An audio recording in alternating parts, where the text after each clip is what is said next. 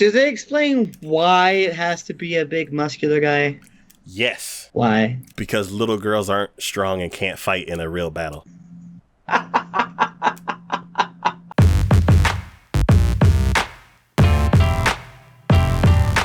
So, this is Big D and Shade from TacoYaki Anime. Yo! And we are back for our initial thoughts for the spring season of 2018. What a season so far. Really, really interesting ones. So, when we did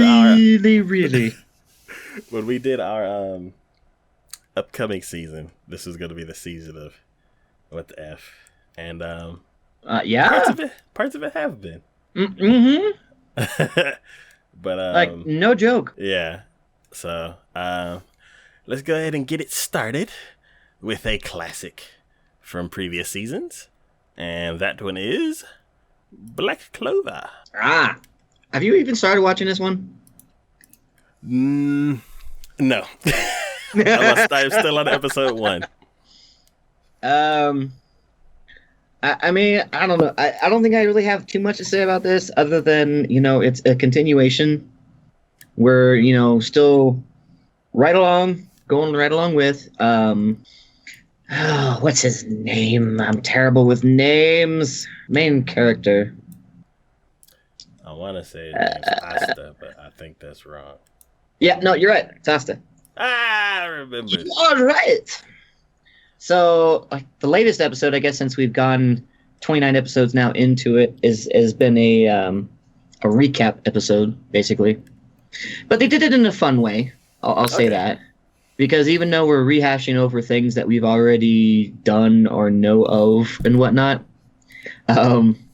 you're getting a little bit of insight, I guess, into some of the characters at the same time. Because one of the characters on the Black Bulls squad is very quiet, hardly says anything. It's a very quiet voice, and everyone kind of just ignores him. It was funny because he kind of find out he's very stalkerish, I guess. Because he's writing down, he has journals of all the people and the squad he writes things down about them. But it was funny, it's all in good humor, so I get that. But yeah, no, it's you're seeing Asta and Yuna grow. They've overcome their recent tribulations, and you got to see the Wizard King actually do some pretty amazing stuff. Okay, cool.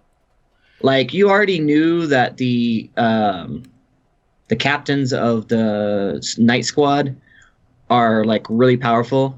Even the Black Bulls captain, who is kind of standoffish and no one really does anything or knows anything about with kind of thing. The first time he met Asta, it was an immense feeling of pressure just from him expanding his magic.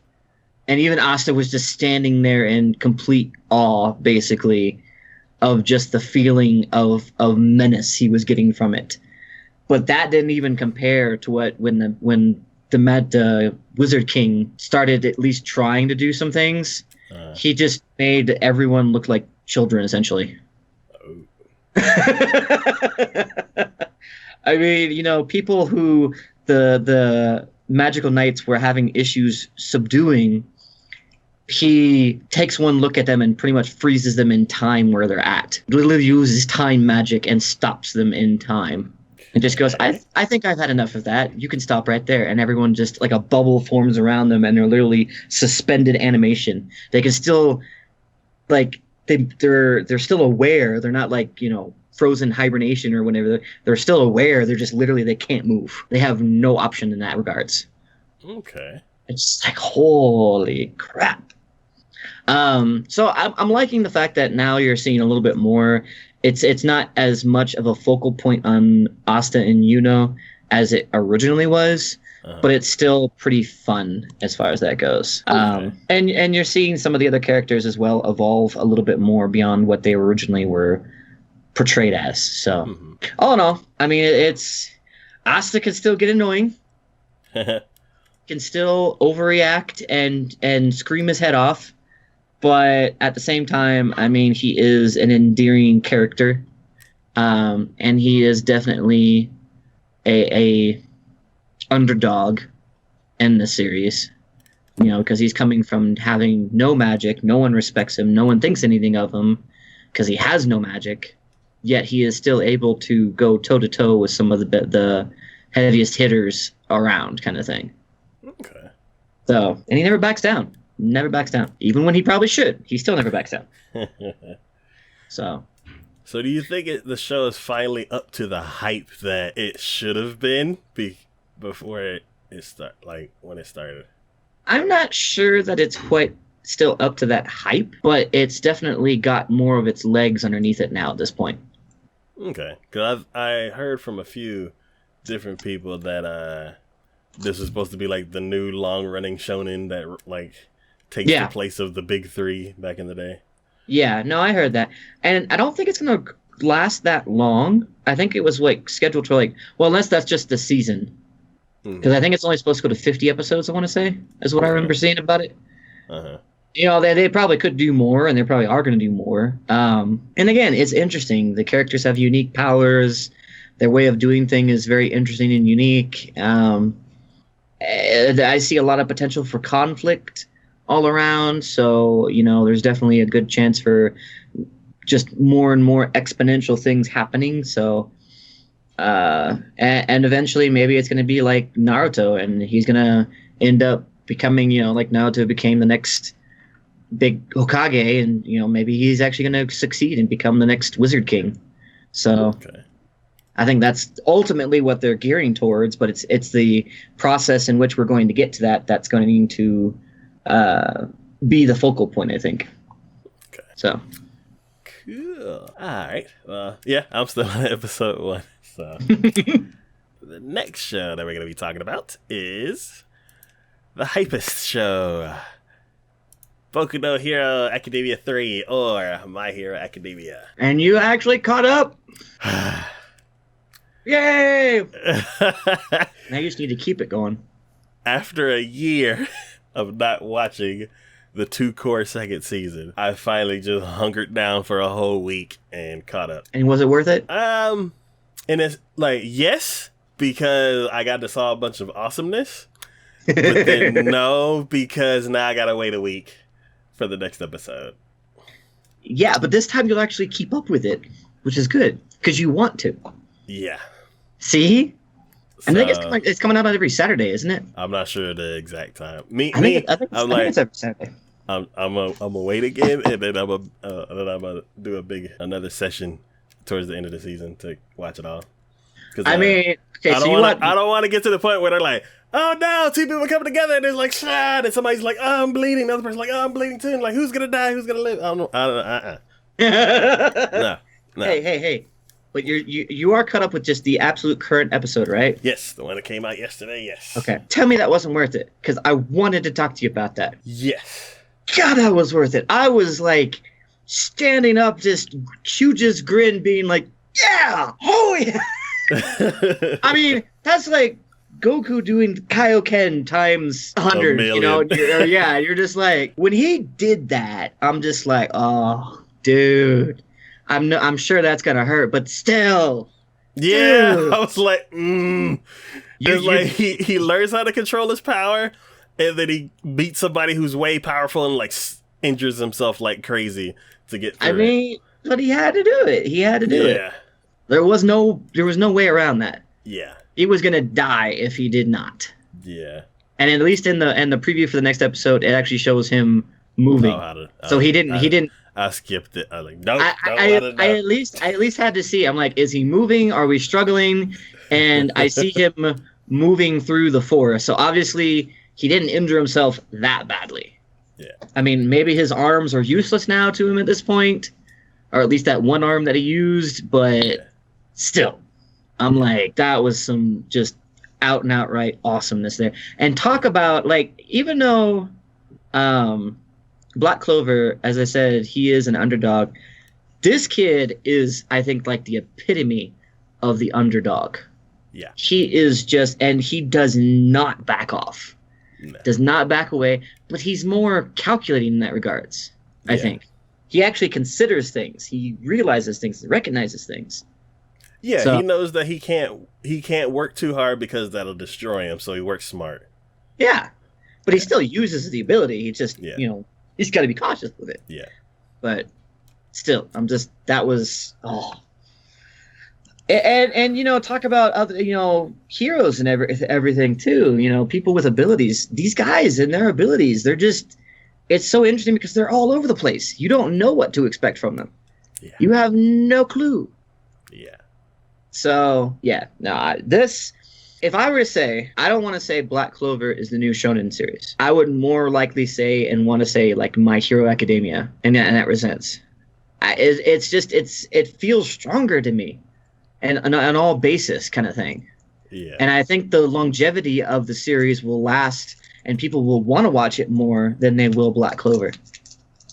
It's not saying Black Clover is bad. I'm just saying in comparison between the two, like you have these two series going side by side with each other. I guarantee you more people are watching My Hero Academia than they are Black Clover. Yeah, because it's not even a close competition. No. Like My Hero Academia is a purebred shonen show by bones. You can't even hold a candle to that. No. And they're pacing themselves too. So where there's zero, well, I don't want to say zero filler, but there are some, there was an episode that I consider filler, and then there are a few episodes that are recaps. But other than that, this is just pure high quality shonen. So, absolutely. No, you're. It's like, as much as I at least enjoy Black Clover, it has no comparison to My Hero Academia. Yeah. So, when I don't know, I guess we could do a deep dive after this third series is over, because there's a lot of questions that I have right now because it's not concluded. But I kind of want to like go through each of the seasons and like kind of maybe do like a little special spoiler-filled episode. I can't say that the hero or the main characters in both of them that I don't have more of an affinity or a liking for My Hero Academia's main character as opposed to Black Clover's main character. Mm-hmm. It's just, in general, like the character design and their actual personalities, I think, are better in My Hero Academia. The action, I want to say, is better in My Hero Academia, and just the overall storyline is just better, I feel. So there hasn't been a show in a very, probably since I was watching Naruto weekly to where the big fights had me howling, where I'm like, ooh, just pumped up. Like there hasn't been a show like that in a even their training session with All Might. Yeah. That one training session that him and the book, that one still, you're like, okay, he's holding back, but holy crap. Yeah. Damn.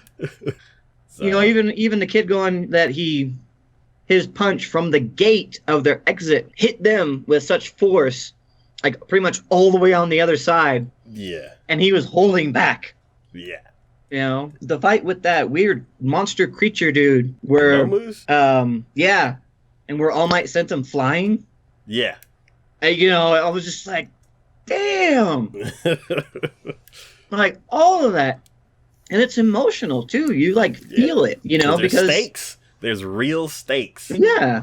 Even the Fire and Ice kid, when he first came out and started out, you felt that. Yeah.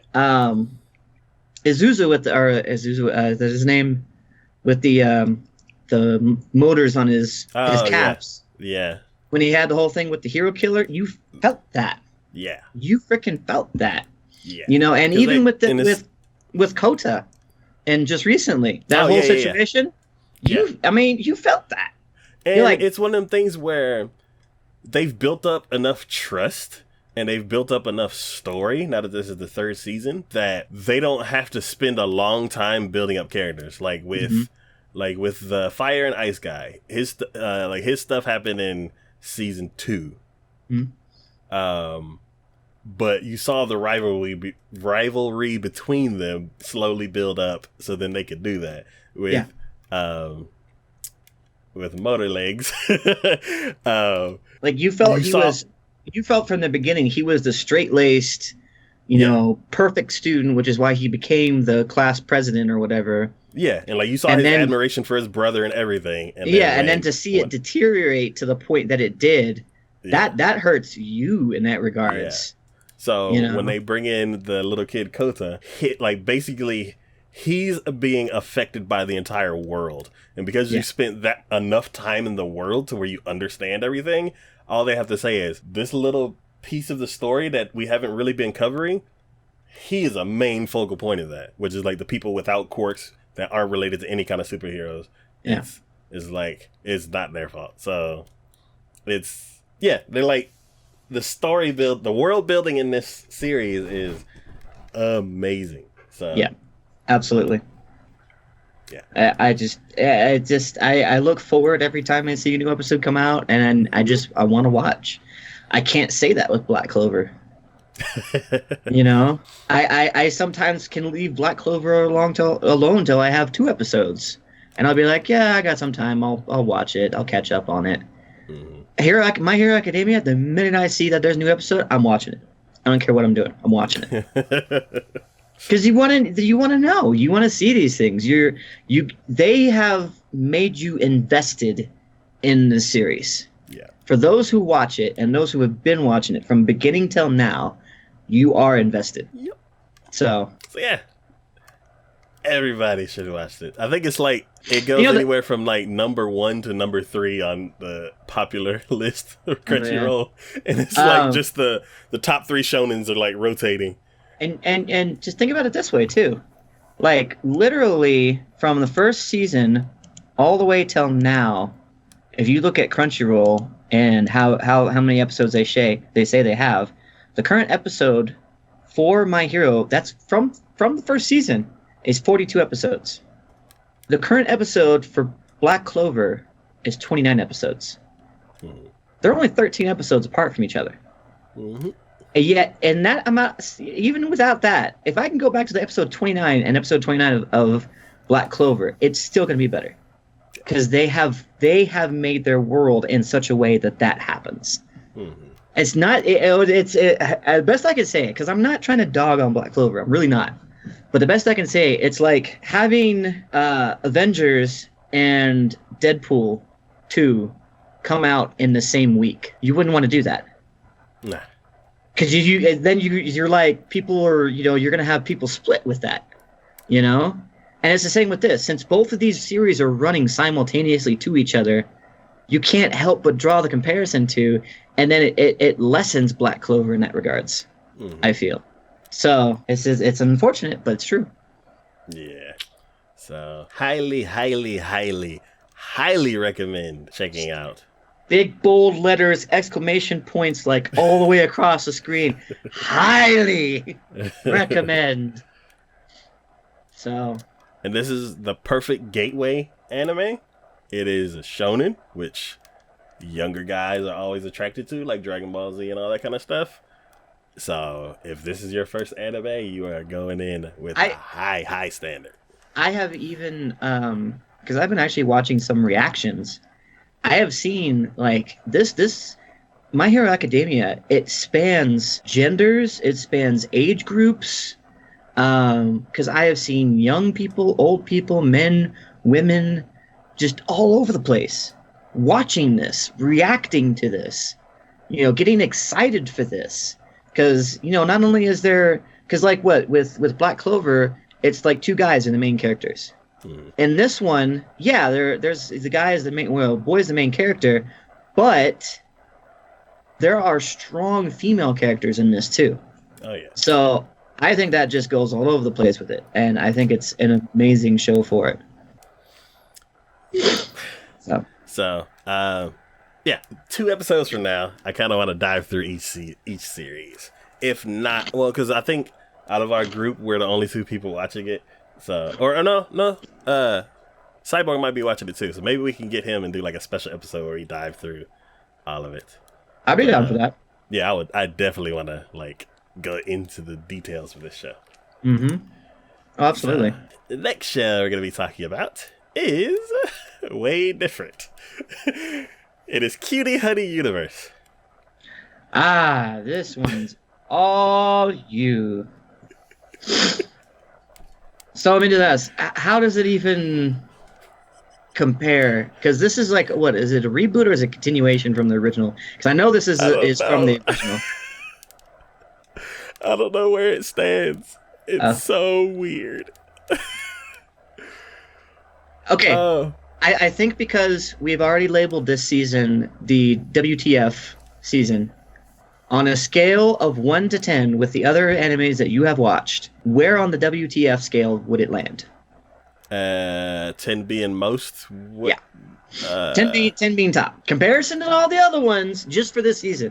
Not saying for all the animes you've ever watched. I'm just saying. I would say just for this season. The range of craziness is like a 3 out of 10. But as far as like magical girl kind of stuff, I don't know. Everything can always be crazy. Like, this is just a weird older magical girl superhero kind of show. It's like made around the same time as Lupin. So like, do you feel like just because you never watched the original one, right? I've seen bits and pieces of like Flash. But I mean, so you've never actually seen a continuity of like the actual episodes and full on knowing what's going on. Yeah, I've never like watched through the series. Do you think because you haven't, is it now it's made you lost in this? No, I just think that the way that the show conducts itself is weird. Like, the villains are weird. Honey's weird. The animation's kind of wonky. It's like Studio Dean did it with their wiggly animation, like with like that one that we were talking about, where everything was moving all the time. No. It's not. It's not like that one that I think starts with an H. Handshakers. It's not like that. No, it's like if you take Konosuba season 1 and season 2. Season 1, average animation. Season 2, everybody's kind of goofy looking. Like, this show, the style of animation is goofy looking. Gotcha. So we're in Konosuba season 2 territory here. Yeah, and like, the villains are unique. Like, because I want to say all the strong leads are female. Like, there's the police chiefs and stuff like that who are male, but like, the evil, like the head villain, is a female. All of her minions are female. The hero is female. So it's a different take on it, but it's also kind of weird. Like one of the first scenes is the villain. Basically, it's this big, like, I don't know, like indoor hot spring bath kind of room or something like that, and then the villain walks in, and I saw this such a long time ago, I can't, but like, something happens and the mood changes of the room, and then she transforms everybody into a monster, and then like, sends them off. I'm like, what just happened? I guess that's normally what she does? Like, captures a bunch of people, or like, breeds them or something, and then just sends off all these crazy looking monsters? So I'm like, okay, that's different. The way that they fight, they're fighting. They're fighting. It's just way different. I'm like, because I have a bunch of other shows that are like way more in my wheelhouse and like look, move, and tell their story way better. I can't really keep up with this one. But if it was just a standalone show by itself, it's an okay show. Like, it's interesting. Everything they do everything differently. It's a breath of air. Not fresh air. It's a breath of air. It's like, kind of weird, but there's some sort of faint aroma in the air. I don't know how to place it, but it's not bad. It's not good. It's just So it's very different, and I would like to venture and like watch all of it. It's just for catching up for the seasonal stuff. It's kind of weird. Yeah, but yeah, I will come back to it one day. Gotcha. Next show we're going to be talking about is Full Metal Panic: Invisible Victory. Yeah. I don't know, because I've watched all the series from Full Metal, the first one, to Second Raid, and even Fumofu. Mm-hmm. And maybe I'm just remembering more on Fumofu than the other ones. But I don't know about you, but is this like... Are you feeling like this is really dark? I feel a very strong sense of desperation, and like the stakes are really, really high. Yeah, no, I get that, but like, other than that, I don't. I've only seen the first episode, so okay. Yeah, they were like in the car with helicopters and stuff. So I'm just like, holy crap! I feel like this is getting like dark. Okay.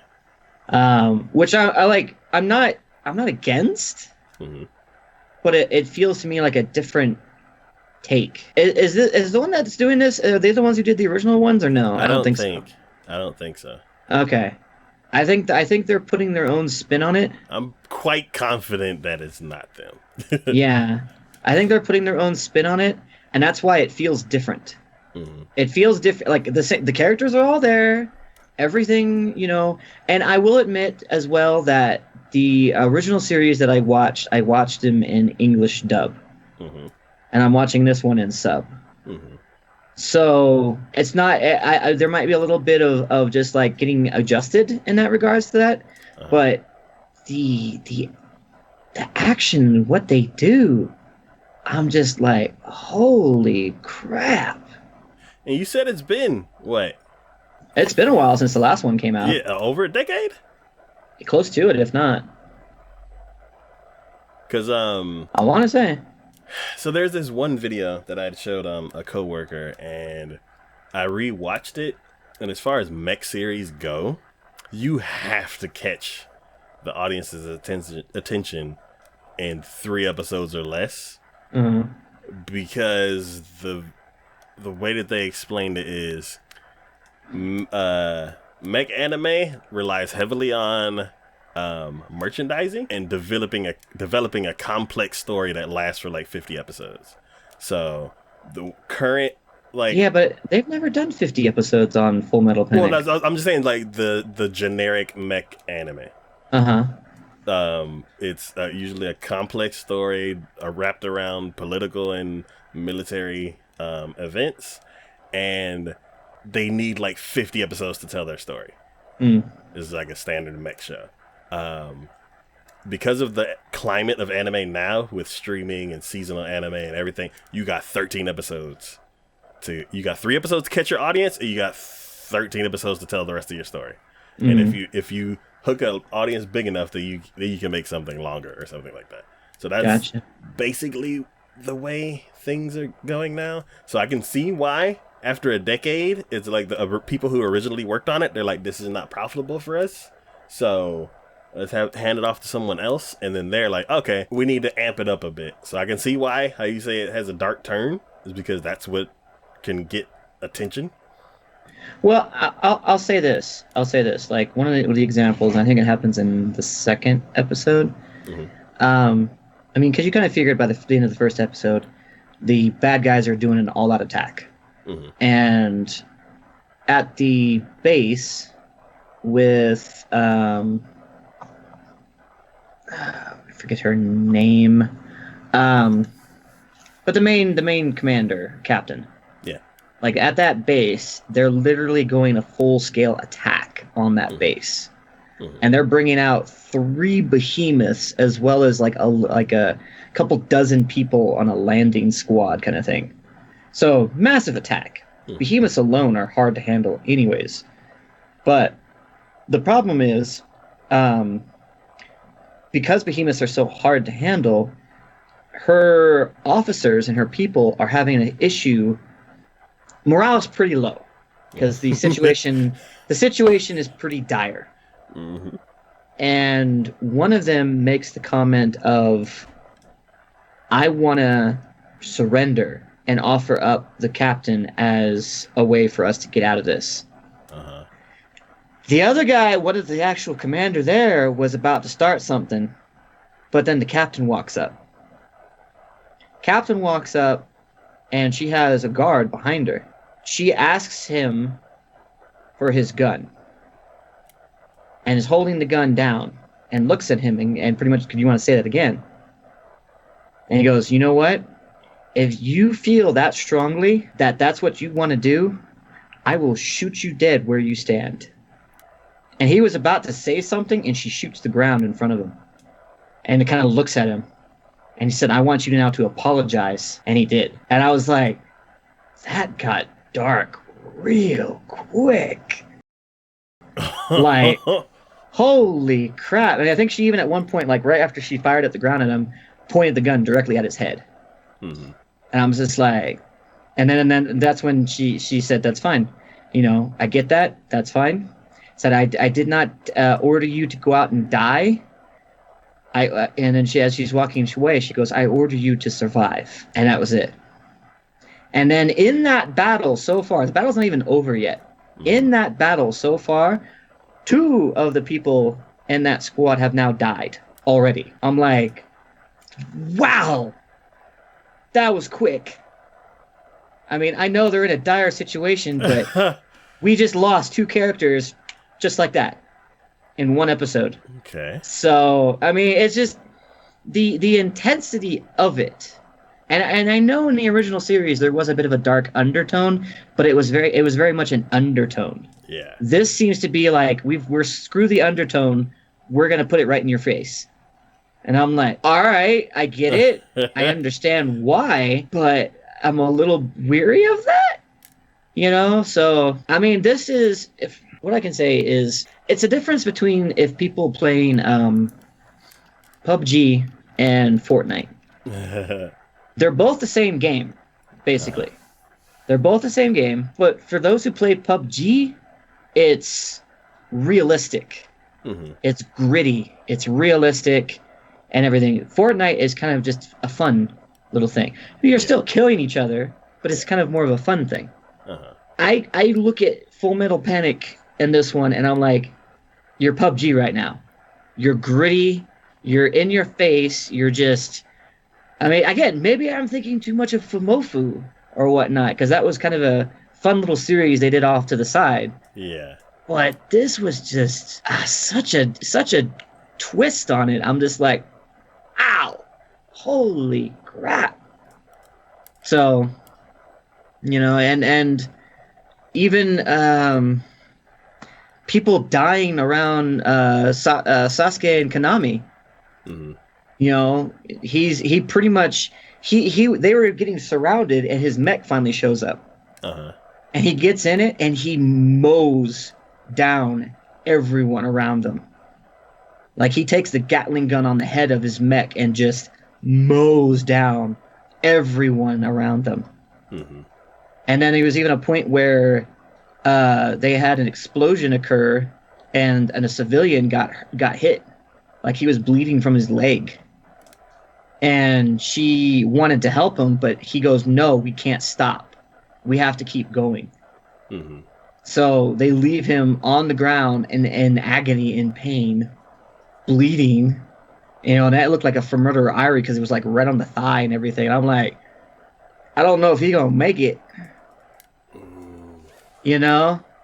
And that might have been why he had pushed her to go rather quickly, just because he didn't want her to... You know, if they couldn't do anything for him anyways, because he was already pretty much toast at that point, and there was no way they were going to get him medical attention in time to be able to do anything about it, maybe he pushed her away from that just because of that. But that's what I'm saying. It's like these moments like this, it's been just rapid fire. There's only 3 episodes in. Mm-hmm. You've lost 2 characters. You've wounded a civilian, probably killed him, and people are just literally being blown apart kind of thing. And I'm just like, damn, we have upped the level on this, haven't we? So like I don't mind it, and I enjoy the series, and that's saying something because I usually don't enjoy mech series. But to this, I'm just like, I gotta wrap my head around this, Okay. That's my take on it. I mean, you watched first episode. I don't know what. So, yeah, from what I saw in the first episode, I can see all of that taking place immediately after. Because I don't have history with the show, I've only seen the first half of the first season. I don't know, like, the huge shift in pace that, I don't see that. Because I'm not completely sucked into the story yet, I do notice other things. So, one thing that I noticed is the animation. It's a different studio, so the animation is going to be different. Yeah. But I feel like it has been animated with an algorithm. An algorithm? Yes, because normally when people do stuff, they're like, oh, let me grab my phone, and then da-da-da-da-da, and then you do stuff. The way this anime goes, it's like, turn head towards phone, reach for phone, lift phone, bring phone to self type. I gotcha. Turn head, put things down. So it's very like, mechanical and very... Everything's mechanical and looks like it's mathematical, and it's like no more than 2 motions at the same time. So it's like stand up, turn head, mouth flap, bop, bop, bop, bop, bop, turn head, sit back down. And I'm like, what's... I was like, wait a minute. The first series isn't like that, is it? No. And I kind of feel bad, like, pointing that out. Hopefully, that's just the first episode, so then you don't see it. Because I feel like it might pull you out of the story. But it's very, very, very, like, weird. Like, until the story, like, things started hitting the fan, that's when the story pulled me in, and I stopped noticing stuff like that. But it's weird. It's basically like I was watching anime for the first time, and I noticed the limited TV animation where they're like nothing else on the screen is moving except the person's mouth, and then they turn somebody animated their head turning, and then they talk some more, and somebody else animated the rest of their body turning, and then they talk some more, and I'm like, I see each individual piece of animation, which it was like distracting until like. Everybody's like, we gotta go! Everybody's attacking! And I'm like, whoa! So then I stopped noticing it. Now I want to know who did this. Zebec? Who was the Zenek? Zebec, X-E-B-E-C. They've done a few shows that we've seen before, but I don't know Zebek's animation, and hopefully this show doesn't like bring it out of all the other shows. I'm just curious if this is like, what other shows have they done? What is it that they've done? Let's do some research. But yeah, it was very, very distracting, and I hope that's like, I don't know, because I've never noticed animation like that. I've never noticed like. I'm going through their list right now and seeing if there's any that I recognize. Oh, see, they did Nagima, Master Neji Magi. I didn't think that was like, but that was back in 2005. I mean, they've been around for a while. Yeah, and they've done mech shows, so I can see why they're taking over this one. But Upate? You remember that one? I think that was the one with the girls who were guns. Yeah, but I didn't like it. You don't remember that? You don't remember anything about it? But I don't like it. I don't. So as far as animation style, I don't remember it across anything because there's this one show, Hayore Nyaruko-san. I really like that show. I didn't notice the animation like that. So I don't know if it's because these are new character designs that they're trying to get used to or what. Oh, you do know one that they've done. Yes. One of your favorite sports ones. Wait, what? Yeah. Oh my god. Would you compare the animation to that at all? That's the only thing. This is the first show where I'm like, I'm looking at it and I'm like. Okay, so obviously if that's the case, because they did Kaijo. Yeah. They did Kaijo. They've done Keijo, they've done Hayore Nyaruko-san, which I love. They've done Lund Hina, which is a really, really old 90s show. They've done Break Blade, which I haven't seen, but it's mechs. They've done a bunch of stuff. I remember Break Blade. I didn't much care for how they ended that one. Yeah, so it's weird. Like that's something that I've never noticed before in a show, and it was weird for that to like pull me out. Yeah. Okay. Well, at least we know it's not something that's been a standard for them. Yeah, where we're like, oh no, why did that series get it? Why did that studio get it? Because they anime all wonky. Yeah. But well, I mean, honestly, if that's the only thing, I mean, granted, it's not a great thing, but if that's the only thing that's on your radar as a negative for it, it's not horrible. No, it's nah. Yeah. So, anyways. Yeah. All right. So, that's it for that one. What I want to do is I want to catch up. Mm-hmm. I want to do a Boku no Hero again and like watch Full Metal Panic. Yeah.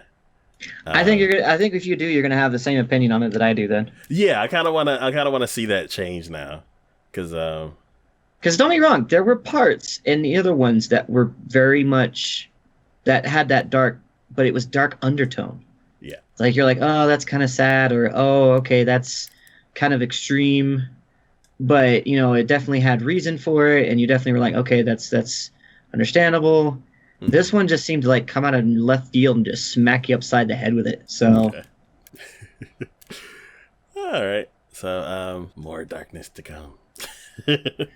Oh yes. The next show we're gonna be talking about goes on the low end of the what the fuck spectrum, but it's still there. It's just on the low end of it.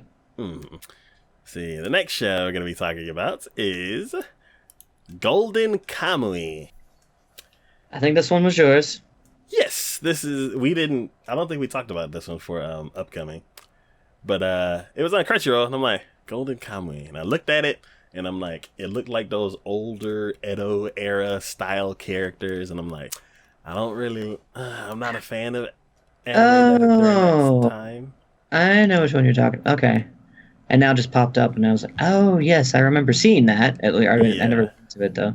So I went ahead and just, I was like, what the hell? I clicked it. Wow. I really like these characters. Basically, it is a treasure hunting story. There's the main guy that's pointing. He is either actually immortal or super duper lucky and super duper tough to where people think he's immortal. Gotcha. He basically finished fighting a battle and was off, like recuperating, like washing up and something on at this lake. And he was with this guy who was partially drunk, and he's like slowly telling him a story as he's like chugging down this giant bottle of alcohol. And the story is basically of this one guy who ended up stealing a bunch of gold and hiding it somewhere. And then people caught him, put him in prison. And while he was in prison, he tattooed a bunch of other inmates with a giant map that spans across all of their bodies.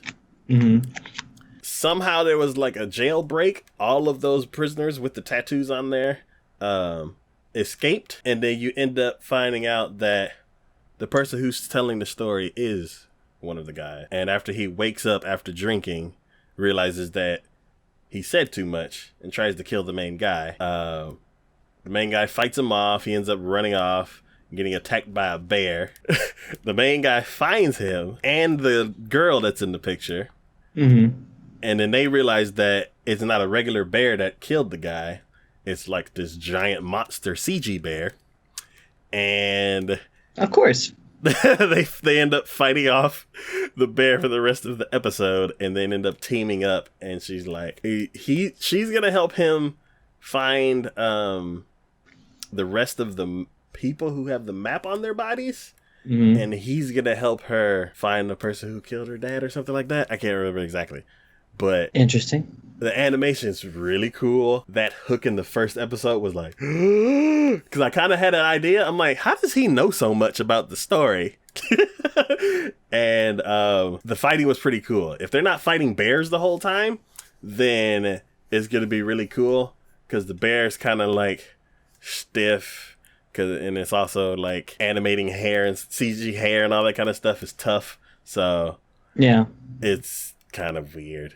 But other than that, this show is amazing. Animation is crazy. The 2D animation is crazy. The 2D fight scenes are awesome. But I'm just by him telling that story, I'm like, oh, is he gonna go find the treasure? And then it's like, oh, dude, yeah. So Nice. I'm really excited about this show. Ranking it with all the other shows is towards the bottom. So I probably won't continue it now unless a bunch of other shows get stupid. But as of right now, this show is really, really, really cool. Okay.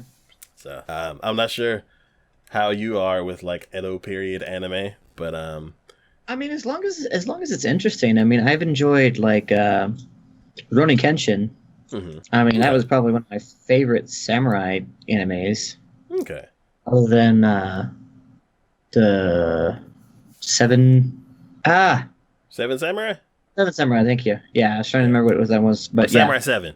Samurai 7. That's Yeah. Oh God, I wanna. That show was so good.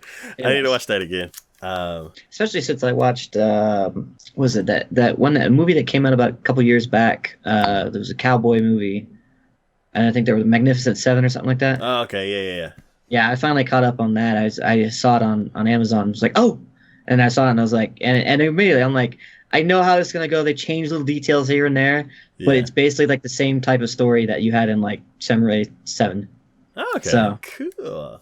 Yeah. Interesting. Again, going off topic, but cool. So yeah, I definitely want to come back to this one because it was a hard-hitting start. Gotcha. All right. The next show we're going to be talking about is Grancrest Senki, or Record of Grancrest War. Yeah, this one. I don't know. At this point, the battle is in full swing. You are now, like, it wasn't immediately obvious, or at least it wasn't immediately obvious to me, how Theo was going to become, how he was even trying to build anything up to where he could become the king of all or whatever. Mm-hmm. But as it has now been progressing, I definitely see it. But we have just this huge battle. Mm-hmm. I mean, we're gearing up for like this ginormous battle. And the previous episodes before this, he went over to his homeland and actually liberated it. But he had a purpose for doing that because he was trying to prove to the other lords that he was competent and could actually do a job, because his buddy, the guy in the yellow, blonde-haired towards the front, he wanted to give him back he wanted to make him the leader of their rebellion front about this queen who was coming in and taking over and everything. And the other lords just weren't going to have it. Like, we don't know him. He doesn't seem like he's going to do well. No, we want you to do it. So he was fine with that and said that I will prove to you that I can actually, Theo was like, I'll prove to you I can actually do it. And that way, when that happens, you're more able to follow me and everything with it, which is great. And he did that. He did it, and he did it in his own typical fashion. Mm-hmm. Hardly had to. Well, I mean, he had to spill some blood, but not nearly as much blood as you would probably figure in a rebellion that would have to have taken place. Mm-hmm. And honestly, it was just every one of the battles. It's an epic little front. It's hard hitting. You feel it, and you can see how the effects. I mean, it's just like we were saying with Full Metal Panic. It's gritty. It's hard hitting, but since I have no previous thing with it, I didn't have any predisposition towards it, mm-hmm. So I accept it more readily than I did with Full Metal Panic. Oh, okay. Because I'm like, all right, I don't know. You when we first started the series, immediately it was already, people were dying, things were flying all over the place. It was just bloody murder and havoc and chaos and death and dismemberment and everything. I'm like, so now that we're still doing that, and it's just up to its scale in that regards, I'm like, okay, yeah, no, I expect this. This is what we do. But it's still great. I mean, it's still amazing. I still love it. And as far as at least the action goes, the story just gets a little convoluted, I feel like. Ooh, have the White Walkers showed up? No, not yet. But I think the White Walkers in this is going to be like the demons essentially. I think maybe they'll have like a demon invasion or something, and then both forces have to join sides in order to repel the actual demon invasion or whatever. It seems like that might be heading in that direction, but it is still. I think when I really think about it, and I kept comparing it to Game of Thrones, I think the reason that it's because of my limited experience with Game of Thrones, and I do have limited experience, but my limited experience with that, it was very much in a grand scale. Everything was in a grand scale, where epic battles, huge fights, ruling parties clashing, and things happening, and people who are dead coming back to life, and all this other thing, and then the third party comes down, and everyone's like, "Oh my God, we can't be fighting anymore because we have to take care of this," and still more havoc ensues, and it's kind of the same feeling I get from this. The king of this nation is too weak. This queen is coming in trying to take over. There was a demon opposition that was the reason why these two didn't get joined in marriage in the first place. And now we have lords who are trying to defend the king and get things together and do the right thing. And you have this one pseudo-lord underdog kind of who has now come in and is rallying the peasantry, which has been unheard of, and is fighting back and trying to take back what, land the queen has claimed. And, it's just everything, grand scale. So I think that's where I get that from a lot.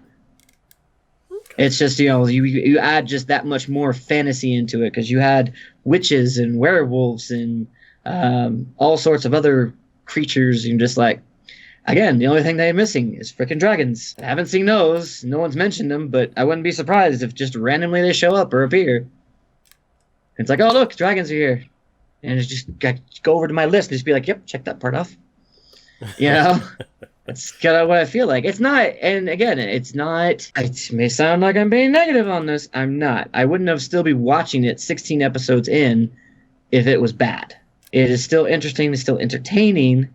I felt like in the beginning they were putting too much into the magic of the lords and their crests and everything. But as of late, that does not seem to have been, it's only been like a minor thing more than a major thing. So beyond that, I mean, again, I think there are probably other. I say it in the same sense as when we were comparing Black Clover and My Hero Academia, because they're both shonen.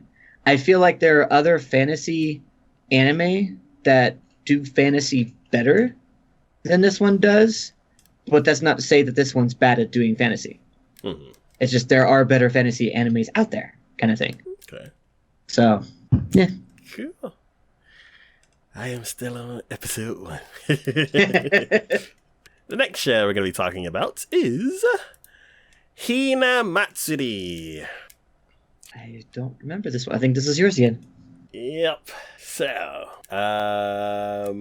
this is the one that you said it is too manga for you. I have to see when it pops up on the screen. It hasn't come up yet. I'm sure once I see it, I'll be like, oh, yeah. I love this show. It is very, very good from the first episode that I've seen.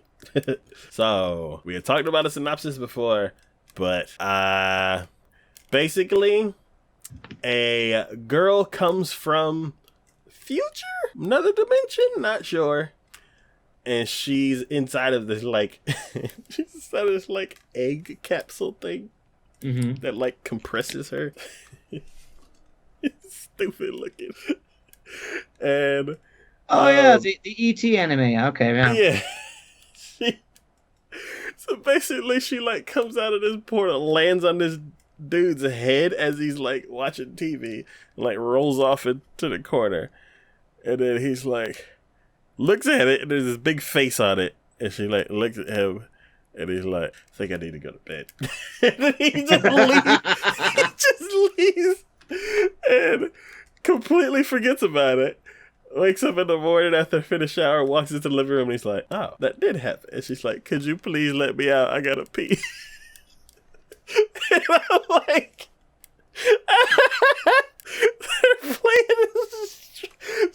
like there's nothing weird going on. And I'm like, okay, this is good. This is good. He finally lets her out. And she has this power, like levitation powers. So she asks him a question, and he doesn't give her the answer that she wants. And she just starts lifting up all these expensive vases. And he's like, whoa, what are you doing? And she's like, smash. And he's like, no. And she's like, I said blah, blah, blah. And he's like, okay. And then basically, the whole anime is basically him trying to live his Yakuza life. And now he has a daughter that makes him do whatever she wants or else she'll break more of his stuff. It is hilarious. I don't know why she would keep her around. I'd be like, sure. And then I'd find a way to get rid of her. He tries to send her away, and then she's like, see this? And he's like, no, don't break it. He's like, put it down, please. Okay, we'll do that. And then she's like, okay. There's got to be a way to get her out of his place to where all of his stuff is not immediately accessible to her, and then just go, I'm going to ship you off to Alaska. Find some way to do that.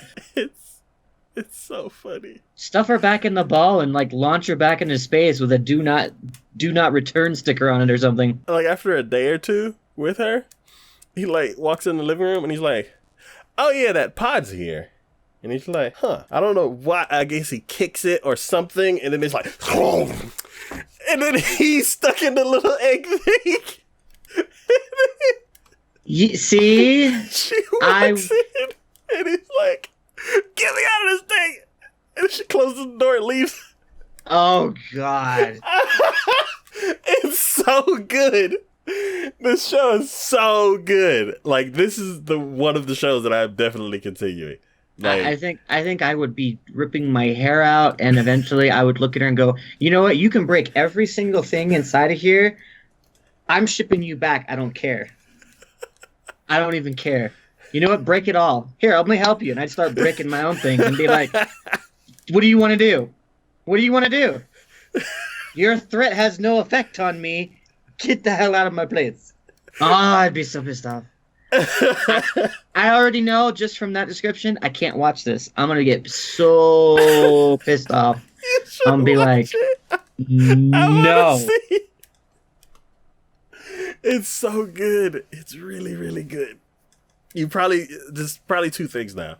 It's probably the art style, like you said before, and then it's probably her. He should probably drive you crazy. But I think I can guarantee you she gonna drive me crazy.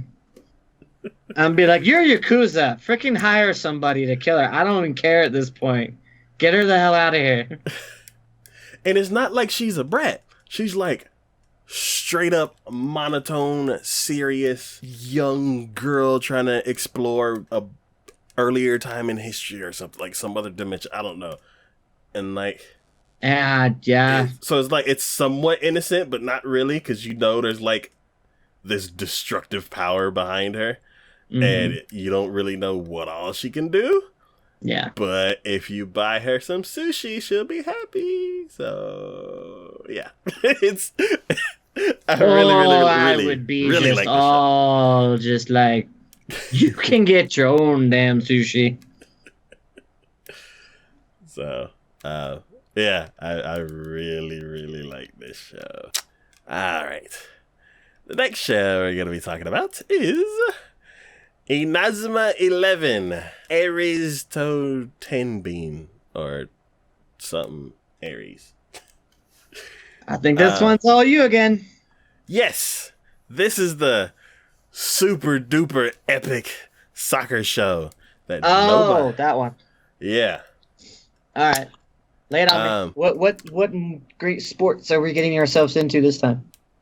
It's basically just DBZ soccer. It's people who have this, like, I want to call it a quirk, but it's not a quirk because this is not My Hero Academia. Whatever they call the special power. Basically, this team that lives on an island that's kind of like out in the country, I guess. Or they have a principal who's a jerk. I hate him. And in order to keep the soccer team going, they need a sponsor. But the principal doesn't tell them until there's already construction equipment on the field about to tear it up. Oh, okay. So he like calls them into his office and he's like, well, in order to keep the soccer team going, you need a sponsor. And I'm like, Couldn't have why said didn't that y'all? about a month ago. Yeah. And he's like, so since you don't have a sponsor, the team's disband. And they're like, what? Yeah, go home. And then they walk outside and it's like, and just tearing up the field. And of course, the main character's like, no, you can't do this. And like runs out into the field. And I'm like, no. And they're all like, get off of me, kid. And I'm like, why is there so much conflict already? Like, Jesus, we just started. So I'm like, okay, fine. And then he's doing something, and then he gets a phone call, and they're like, your mom's in the hospital. And then he's like, what? No! And then he goes to the hospital, and like, he's like, Mom, are you okay? And she's like, oh, you're here. And then the doctors are like, we gotta go. And they step out of the room without saying anything. And then she's like, I'm sorry. And then she dies. And I'm like, what? What? This is 5 minutes into the episode. What the hell? You know what this reminds me of? And I don't know why, but I think it's just like the pacing or just like the complete scratching your head going WTF on this is, what was that one anime about the cockroaches in space? You know which one I'm talking about. Yes. Terraform Mars. Yeah, we went from where some dude and his sister is sick, things are happening in the world, and then it's, we want to make you the next pilot or the next on the space mission to go take out our hated enemies in space. I'm like, where did this all come from? Why any of this? What are we doing? It reminds me exactly the way you're describing this, of this. Now, it has nothing to do with each other other than the fact that you're looking at it going, why did any of this happen? What are we doing? So, after that, he's like sad. He's talking to his team, and then the principal calls them again, and I'm like, oh God, what are you going to do? Are you going to shoot him? Like, what else are you going to do? And he's like, oh, there is one way for you to get a sponsor to continue the team. And he's like, you must travel to the mainland and play for this one team that everybody hates you for no reason. And if you win against the...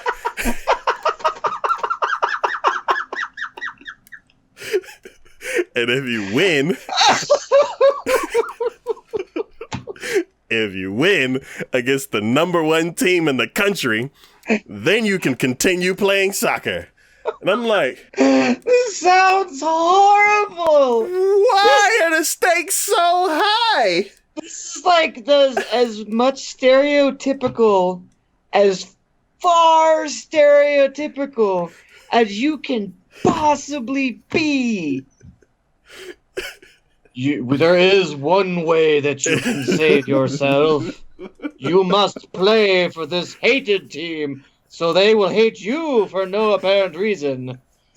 And if you win against the top performers who are like gods in their own right, then you can keep your field. That's already halfway destroyed. I'll be like, I'm good, thank you. So... I'm gonna go play soccer at like the field down the park down the street or something. Jeez.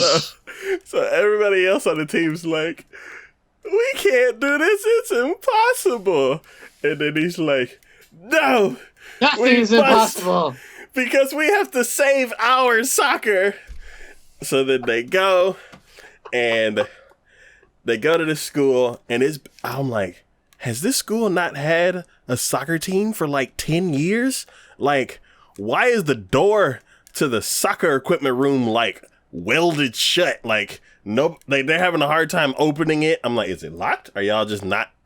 Did nobody give you the key? Like, why are y'all struggling so hard to do that? And then this like group of like mean girls come up and they're all like, oh, so you're the team that's supposed to be doing that. Well, you know you're going to be playing the best team in the country. And they're like, yeah, that's why we're here. So no, I know. Yeah. So then the actual soccer team manager comes up and she's like, oh, I'm sorry I'm late. And she's like, here's uniforms. And it's like, we have all sizes. Sizes from little bitty cat boy to giant golem sized dude. And I'm like, okay, that's weird. Interesting character designs. Okay, cool. So they do that and then they train without a coach. And no. They do get a coach. He is some kind of martial arts master. And they got him because is he from like the hidden temple, Buddhist temple in like the Himalayan Alps, and so he's really they haven't explained his backstory, so maybe. But it's this like this big round guy with the two little tiny stereotypical mustache, and he looks like Yajirobe, and and he's like, here's the training schedule, 100 laps and go home, and you come back and something else that's not soccer, and then you go home, and then you come back and something else that's not soccer. So basically 10 days of something that's not soccer, and then you get to play the number one team in the country. And they're all like, what? Then it's game day. They start playing, and if you look in the picture, the bottom row all the way to the second from the right is this like kind of round, chubby looking dude. Real quick, what even grade is this? Well, like, how old are these? Are we talking like 10-year-olds essentially? I want to say middle school. So it's so intense for like freaking 12-year-olds. So they start playing, and that one little guy that I had mentioned, he's the only person on the team that knows so far from the first episode that knows how, or first combined episode for like a first episode special that's an hour long. He's the only person that knows how to use the special power. So somebody gave the pro team like the wrong info, so they're just like playing soccer like regular people. And then this team, after all that running training and everything, they're all like, yeah, and they're like, boom, boom, boom, and they kick it up in the air, and then what's your name does like a super powerful backflip kick, they go, and stuff's all over the screen, and it's like, they scored a goal. Then the other team looks all at each other, and they're like, oh, this team's actually 7% faster than what they said, and one of them can use the special powers. It's time to kick ass. And then they just wipe the floor with them. Please. Just. Okay, so it actually ended? No. It didn't end on that moment, but they just wiped the floor with them. I was about to say, considering what you said, and they're like, power up like DBZ. So I'm like, please tell me this match has been going on like 3 episodes for one match that's supposed to be like an hour long or something. That would just be epic, honestly. Because then it really will be DBZ soccer. DBZ soccer. So, during the match, as they're getting there, after they're just getting stomped left and right. But they will not give up. They're like, come on, guys, we can do it. And they're like, stolen goal. They're like, dang, come on, let's do it again. Stolen, superpower, Triforce kind of thing. Bam! I'm like, come on, guys,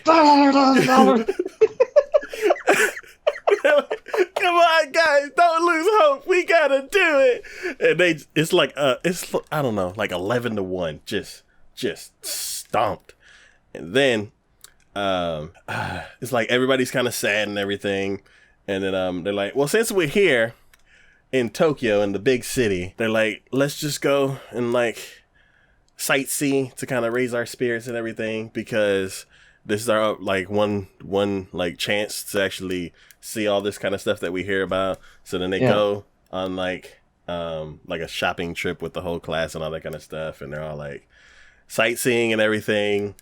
And then I think the last stop is like Tokyo Tower, so they're like up at the top and like get to see this nice scenic view. And then the main character, who's been like, "We could do it, guys," this whole time, somebody says something, and then he just like, "We tried so hard. My mom's dead." And the whole team just starts crying, and I'm like, "Oh God. Oh no." I was like, I don't even know these characters, but this is sad. And then all of a sudden, this one guy out of nowhere in like this business suit walks up, and he's like, "Oh, are y'all the people who were playing in that one game?" And he's like, "Y'all put up a really good effort. Like, do y'all have a sponsor?" And they're like, "No, we're gonna lose soccer." And he's like, "I'll be your sponsor." And in this next episode,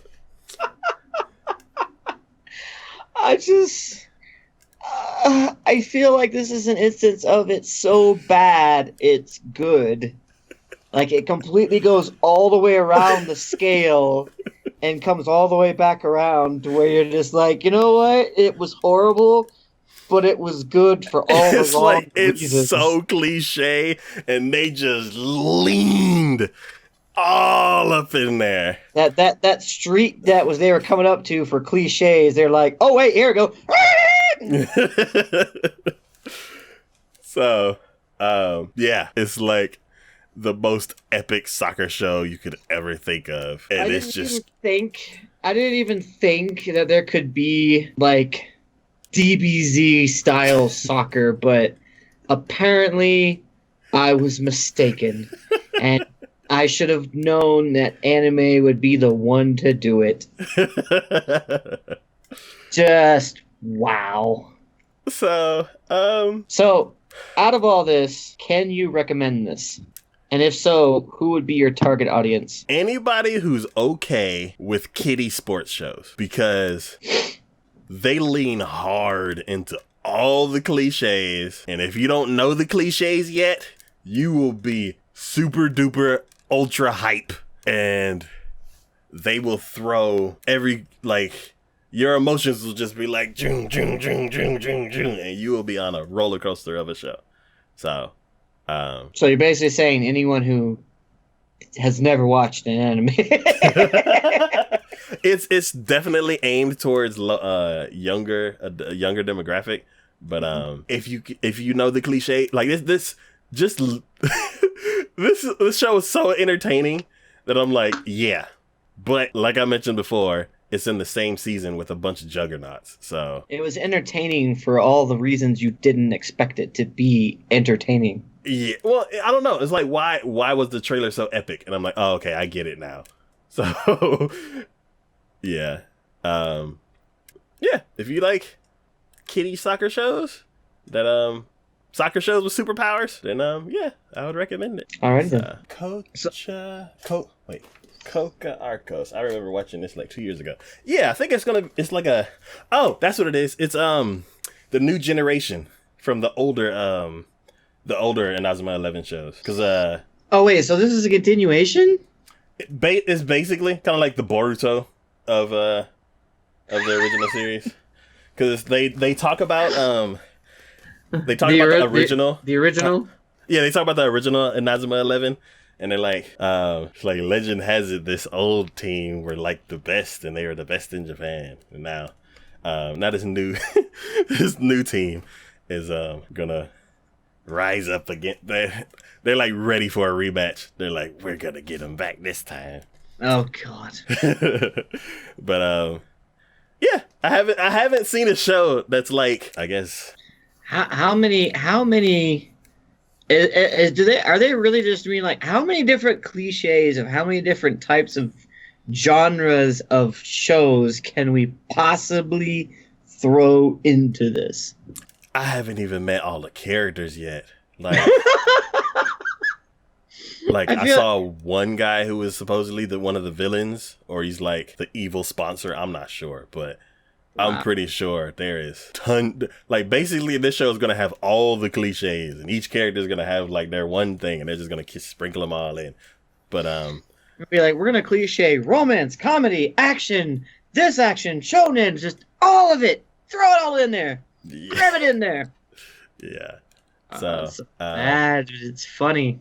Yeah. So yeah, it was an interesting first episode. I definitely want to go back to it because I'm like, of course they're going to make it to the finals. Like, of course they are, because they're the main characters. And it's a sports show. So you're definitely going to watch them, like, rise up the ranks. Well, they're going to rise, and then they're going to fall really hard, and then they got to pick themselves back up, because that's the cliche. But, yeah, it was fun to watch. Like, it was I don't think I've seen a more emotionally charged, mood-swinging anime in a long time. So, good lord. If you like roller coaster hype, then this is the show for buckle you. Up. So, the next show that we're going to be talking about is the next show we're going to be talking about is Last Period. Did you watch this one? Yes. You know what? This is very poetic that this comes right after the one you were talking about, because I'm getting a very similar vibe. Just like so much of us. Here we go again. Let's throw in the cliches and just... Do these two... Wait, they're not done by the same people, are they? Because that would be hilarious. I don't think. But it'd be like, you know, do these studios get together and be like, hey, what are you doing this season? Well, we're doing this show. You know what? We got one just like that. Let's throw it out there, too. Because, God, it's just... You have the furry little mascot character. You have some, like, little girl who tags along with the main protagonist. You have the protagonist who's about as stereotypical in the characteristics as possible. Super hyped. Super willing to do everything. Super happy, joy.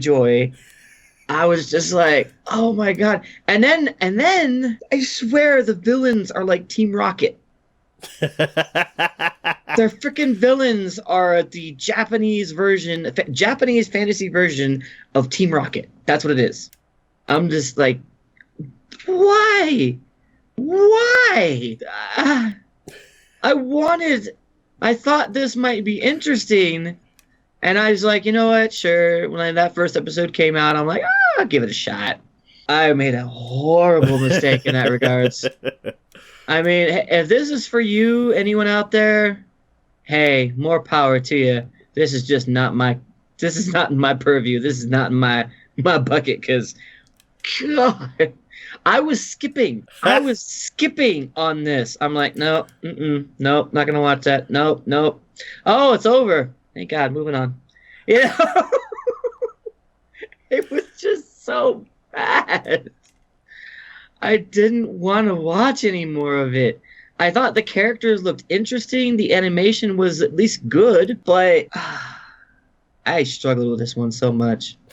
I really did. What was your take on this? I actually liked it. It is very silly. It doesn't take anything serious at all. And there are some like it tries to almost. Yeah, I can see some of the jokes coming, and every now and then they're like, "Oh no, we're gonna be way sillier." Like, you don't even like, no, you can't out silly us. I'm like, I didn't want. Bravo, that was funny. I feel like the synopsis was way more like complicated, but more serious than this show actually is. Maybe that's what threw me off. I felt like after reading the synopsis, and I think we discussed this one too. Yeah. And I was like, that sounds like it could be interesting, you know. Yeah, could be fun. I can't remember. What does their agency do again? Do they like kill monsters? Yeah, basically. And there's like 13 agencies, and then Like one of the I guess their building ran out of money. No, I got stuck. Their apartment ran out of money, so they got evicted. Yeah. And then they're at somebody's house or something. I can't remember where they are now. But yeah, I think that's what it was. Yeah, and then because the business was paying for everybody's housing, everybody got evicted out of their own houses too.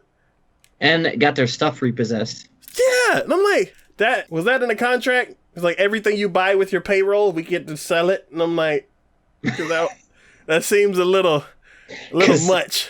Then I don't want to be working for this. I'm sorry. Yeah. If the stuff I gotta give you back the lunch? Mine. Do I gotta give you back the lunch that I ate this morning with my paid for with my payroll? It was, I don't know. It was super silly. See, and I think maybe because you know me, I love fantasy anime.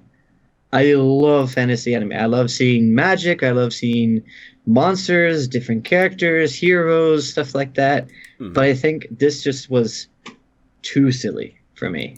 Okay. We hit that threshold of silliness. And I'm like, just when I would give it another shot in my mind, I'm like, all right, let's continue a little bit more, see where this goes, see what happens. Even greater silliness would come out. And I'm like, oh my God. You know? Had they just been silly, I guess, at their home, I'd get that. I'm like, all right, you're home. Nothing serious going on here. You can act whatever you want. No, they're silly freaking everywhere. Making freaking buffoons out of themselves. I'm like... It's like, that's why y'all ran out of money. Yeah, that's why y'all got kicked out of your building. Exactly. Ain't none of y'all taking this job seriously. But either way, I mean, it's just... Yeah. I don't know. It's like, I may come back to this one day. It's one of those shows that's like, to me, it's like Slayers. Like, Slayers is a silly show. This is a silly show. Whenever I'm in I think that this is even sillier than Slayers. Yeah. This is even sillier. Yeah. Stops it. I would say, I don't know. It's like, if I'm in a mood for some silly anime, there's a few other ones that I would go to before this. This is like at the bottom of the list of silly anime that I would kind of maybe go back to one day. I'd watch Cutie before I'd watch this one. Cutie is actually really, really good, though. I would say there are parts of it that are nonsensical, but it's not silly. It's a silly anime. Okay. I look at it as a silly anime. Okay, but yeah, if anybody wants a show that doesn't make any sense, you have no idea why anything's doing what they're doing. They're just doing it. Okay. The next show we're going to be talking about is going back in the day. Lupin III. Wait, they have a new season of that? Yes, it is Lupin III Part 5. So... Only Part 5? I'm assuming it's 5th season. I know there's a bunch of movies. And I knew there was a few series. I didn't know that there was 5. So... I'm sorry, I just read Deadly Haru's comment. I could see that. I still could see that. But yeah, this show is actually cool because it's based this show came out in early days, like 70s, 80s, not sure. Mm-hmm. They are keeping the tradition strong by it's a heist show. Mm-hmm. Lupin III is the best thief ever, and he always steals. He's always stealing something, and he always gets away with it. First episode, he basically, I think he either tries to steal something and ends up rescuing a girl because what he was trying to steal wasn't there. One thing that I really love about this series that they did is they updated it a lot. So you mean they didn't keep the original drawings that they did from the first Lupin? No, they keep the same style. The animation's great, and the style doesn't match as much as I think the previous iteration of Lupin, but it still keeps to that style. They've updated the technology, so instead of him stealing like gold bars and like priceless vases and everything. He's going after digital currency. Like he's trying to break into some secure vault and like steal all of some like not really credits, but like that. He's trying to basically break into a digital bank account and stuff like that, and like there's hacking involved and all that kind of stuff. I want to see the first episode, just like with the part 4, I guess. The first episode was hectic. I think they're like, you already know what's going on. He's stealing more stuff. This is this one character. This is the other character. Like, you know all these people. Let's go. Me, I'm like, no. I only know Lupin's name and the girl that he always is trying to go after, which is Miko Fujine? You got me on that one. Which I keep like mixing up the letters, and I'm like, Fujiko Mine? I don't know. I can't remember. But there's the one girl that he's always after, and she always outsmarts him. So you know better than to ask me anything about names of characters and everything. I'm horrible with that. But even when I watch it. So he basically when he tries to steal that one thing, he ends up finding this girl. They sneak out, like they get out of the little prison, I guess, that she's in, and they're traveling from one place to another, and they're always getting found. And it started to become fishy because it's like, okay, we're gonna go here, and they're like, we found you, we got you surrounded, and he's like, what? So then he like escapes, and then he's like, okay, let's try to do here. They're like, we have to change our plan. And he's like, we're surrounded again. And he's like, what's going on? And then he goes to the airport and you see somebody like take a picture of him and not really do anything. And then you're like, wait, are people recording him? Like, are there like secret detectives or something like tracking him down and he doesn't notice it? I'm like, isn't he the greatest? What you end up finding out is the villain is using social media to track him down. And it's basically, he created a game, and it's like, catch Lupin. Whoever submits the best selfie with Lupin III wins a prize.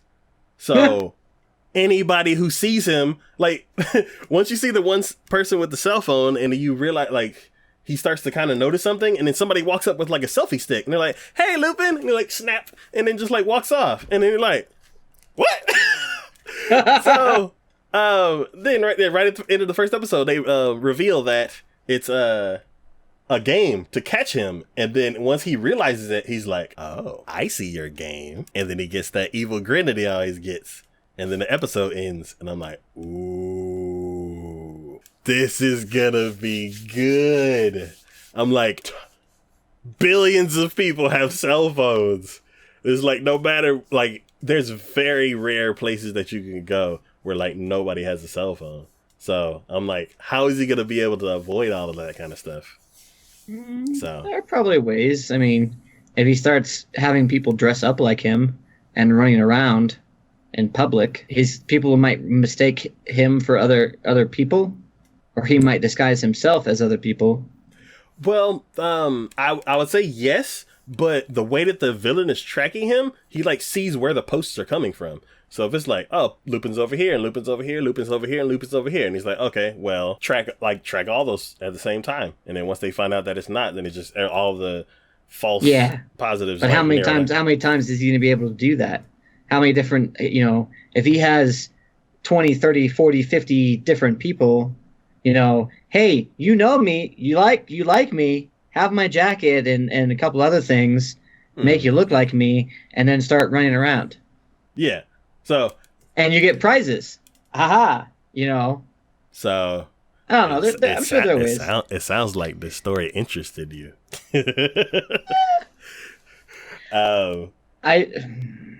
So I'm like very curious to find out what's like, how's he gonna get around this? I've never watched Lupin. One episode from the first season all the way up. I've seen it out there, and I know it's a really popular anime, especially when it's had 5 seasons based on, over a decade or more? Like 2 decades, probably? Probably 3, 4. Yeah.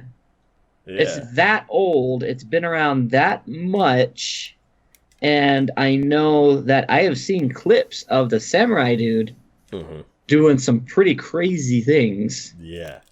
I've never watched it. I don't know. Yeah. That'd be a tough one. And the weird thing with me, like the Lupin effect that I have is I see the first episode and I'm like, this is cool. This is one of the coolest heist things that I've ever seen. Next series. I don't know why. I don't know why I can't stick with it, but I am following the same exact pattern. I watched the first episode and I'm like, this is going to be good. I'm going to watch something else now. So one day I will maybe like get all the series and do like Lupin 3 months and I watch all the Lupins. Yeah, because they're like what, 50 episodes or more, like each season. I would say the newer ones are probably 13, but you're I not want to like say the older season ones. 1? Yeah, I want to say like the older ones. They're probably like epically long. Yeah, 50 or more, plus all the movies. Yeah, so and they made a huge amount of movies, didn't they? Oh yeah, I want to say like 11, but I don't know. I think I'm getting a title of something else mixed up in it, but yeah. I mean, it's classic series, something ridiculous. I know. Like a master thief that never gets caught is always cool. Even though he's never been caught and he's probably not going to be caught, the thrill is finding out how close the police can get and what kind of like things can he pull off to get out of it. Oh hell, man! The original Lupin III, Part 1, came out in October 24th, 1971. Yeah. 1971. Yeah. Holy crap. Well, that came out in Japan on that day. But it didn't come out to North America till 2012. Yeah. That's crazy. Yeah.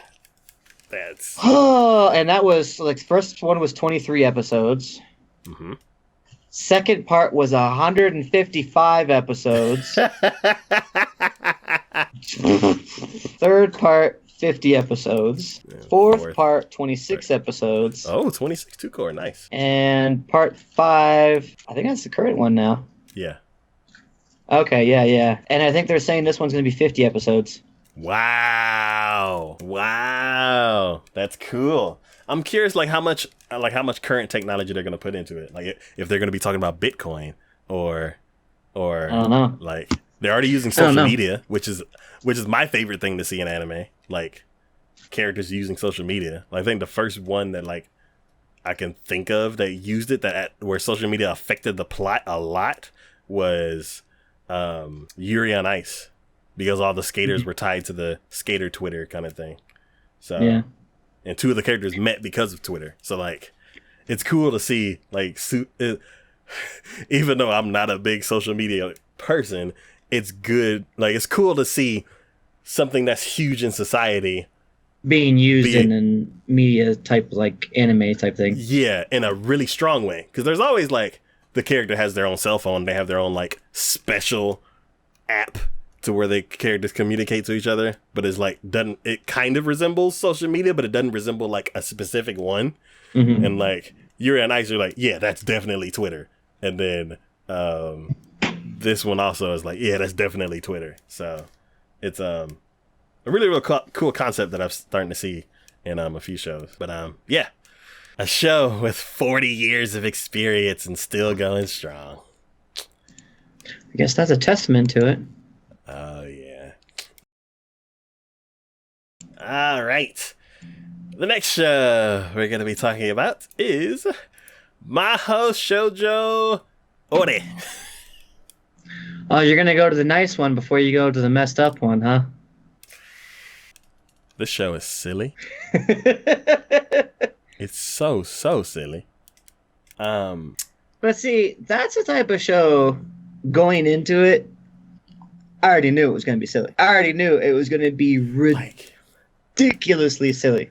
Like, it's so silly to where I'm like, that's dumb. It's not funny. That's dumb. I loved reading the synopsis last time, or two episodes ago.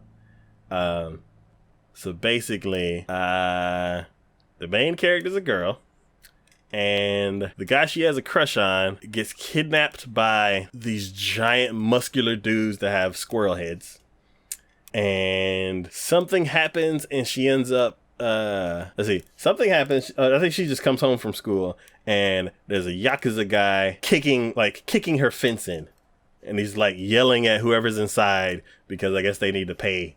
They need to pay them for something.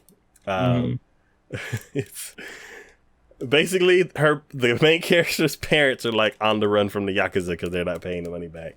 The main girl talks to him.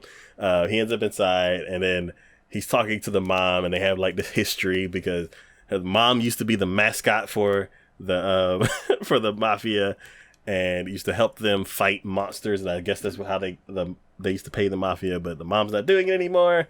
Then you start seeing in the news that these little squirrel guys are like, they have two forms. They have a little cute squirrel that looks stupid, like physically, like it looks like it can't think of anything. And I got the googly eyes and looking kind of brain dead kind of thing. It just the, and you're like, oh my god. So you're like, like I can't communicate to you. The only way I can communicate to you is like show you food or something, huh? They're like the squirrel from Ice Age. No, because you can see like he's like plotting. He's like, I'm trying to get this acorn to somewhere safe, and like you can see that. Like you look at this squirrel, and you're like, do you have any brain cells? Like, like what is your purpose? Like, you're like, squirrels like nuts, right? And you hand him a nut, and he's like, huh? And you're like, oh my god. So this. So they have two forms. Basically, when the three characters are talking on the news, you see a reporter talking about something. Oh, I think he's like either interviewing a pop star or something like that, and like a squirrel shows up, and then like it cuts to them talking, then it cuts back, and there's more squirrels, and it cuts to them, and it cuts back, and then there's like squirrels taking people away, and they're like, oh no! So then he tries to convince her to become a magical girl. But then she finds out that one of the people being carried away is the guy she has a crush with. She runs to the park where they are, tries to save him, and by then they've transformed into the big muscular dudes. Wait. The girl or the squirrels? The squirrels. So now there's like these big, just walking towards this portal. And then she's like, no! And she tries to save him. It doesn't work. Then he convinces her to to take the power of the magical girl. She ends up transforming into this big muscular guy. And do they explain why it has to be a big muscular guy? Yes. Why? Because little girls aren't strong and can't fight in a real battle. Oh my god. So they actually took a logical standpoint, even though it is just... Even though none of that would make sense in the first place, nope. They're actually going to be logical with They're it. like, no, we're going to be logical about this a few things. So then she's like, tries to fight him, gets her butt kicked, and then she's like, I need a weapon. And he's like, here. And hands her like a pipe or something like, or like a gun. And she's like, no! Like, it's like, wait a minute, things are going, like, what about a magical stick? So then he throws her a magical stick, and then she's like, hey! And nothing happens. And he's like, what are you doing? He's like, it's a magical stick, I'm trying to shoot magic. He's like, it's not magical, it's just a decorative stick. And he's like, well, what am I supposed to do with this? And he's like, just beat the crap out of him. She starts bludgeoning the dudes. It gets like super dark, and I'm like, oh my god, what is this show? Oh crap. So then she rescues the guy that was getting captured, and he doesn't talk. Like the only time he talks is when he's singing. Like he's a weird character because he's like a pop star. So it's like he's either singing with this like Adonis voice, or he's silent and like kind of timid. So she rescues him, and then he goes, and then like he's kind of like glaring at him, like, thank you for saving me. And like not saying anything, but you can see it in his eyes that he's just like in love. And she like, okay, go home. It's not safe here. And he kind of like timidly walks away, and he's turning around and be like, thank you. Takes a couple steps. Thank you. Takes a couple steps. Thank you. And I'm like, I get this is a Japanese joke. I don't get it, but I'm like, okay, so he's like really, really appreciative of being saved. And he also has a crush on the guy. So I'm like, okay. Her best friend, the main character's best friend, ends up having a crush on her. Wait, and her then she, her or her as the guy? Her is the her. But then, because she sees that the main girl needs help, she also forms a pact with the Yakuza guy. And then she turns into a big muscular guy so she can help save the day. It's I'm not even sure. I no, just no. I don't know. Just like, no. Let me guess. Are you gonna continue following this one? It's too silly. It like last period, that's silly and funny. This show, I'm like, that's just like, I'm like, okay, how are they gonna solve this weird situation with their logic that they're doing now? And I'm like, they're like, oh, we're gonna do this. And I'm like, that's stupid. I'm like, I get it. I get your joke, but that's stupid. So, oh, geez. Yeah, this show, no, I'm sorry. I can't. They gave me a couple laughs, but yeah, I'm sorry. Like, it's like every minute of this show, I have to stretch my disbelief like even farther. And it's like, okay, now we're going to a new location. Stretch. I'm like, okay, now there's some new enemies. Stretch. And I'm like, okay, now there's a new bad guy. I'm sorry. I'm sorry. Like, magical stick that doesn't have any magic. That's funny. You giving her a gun, that makes sense because you're a Yakuza guy. Why is her mom not? I guess because she's old. And like, why does that matter if she changes into a big muscular man? Like, I can't do it. I knew from the get-go after that, like from the very start of that, I'm like, nope, not gonna do it. Not gonna do it. So just nope. Yeah. If anybody wants nonsensical nonsense, this is the show for you. All right. On another note, the next show we're going to be talking about is Mahou Shoujo Site. I stepped away from the computer after watching the first episode and just like stunned disbelief.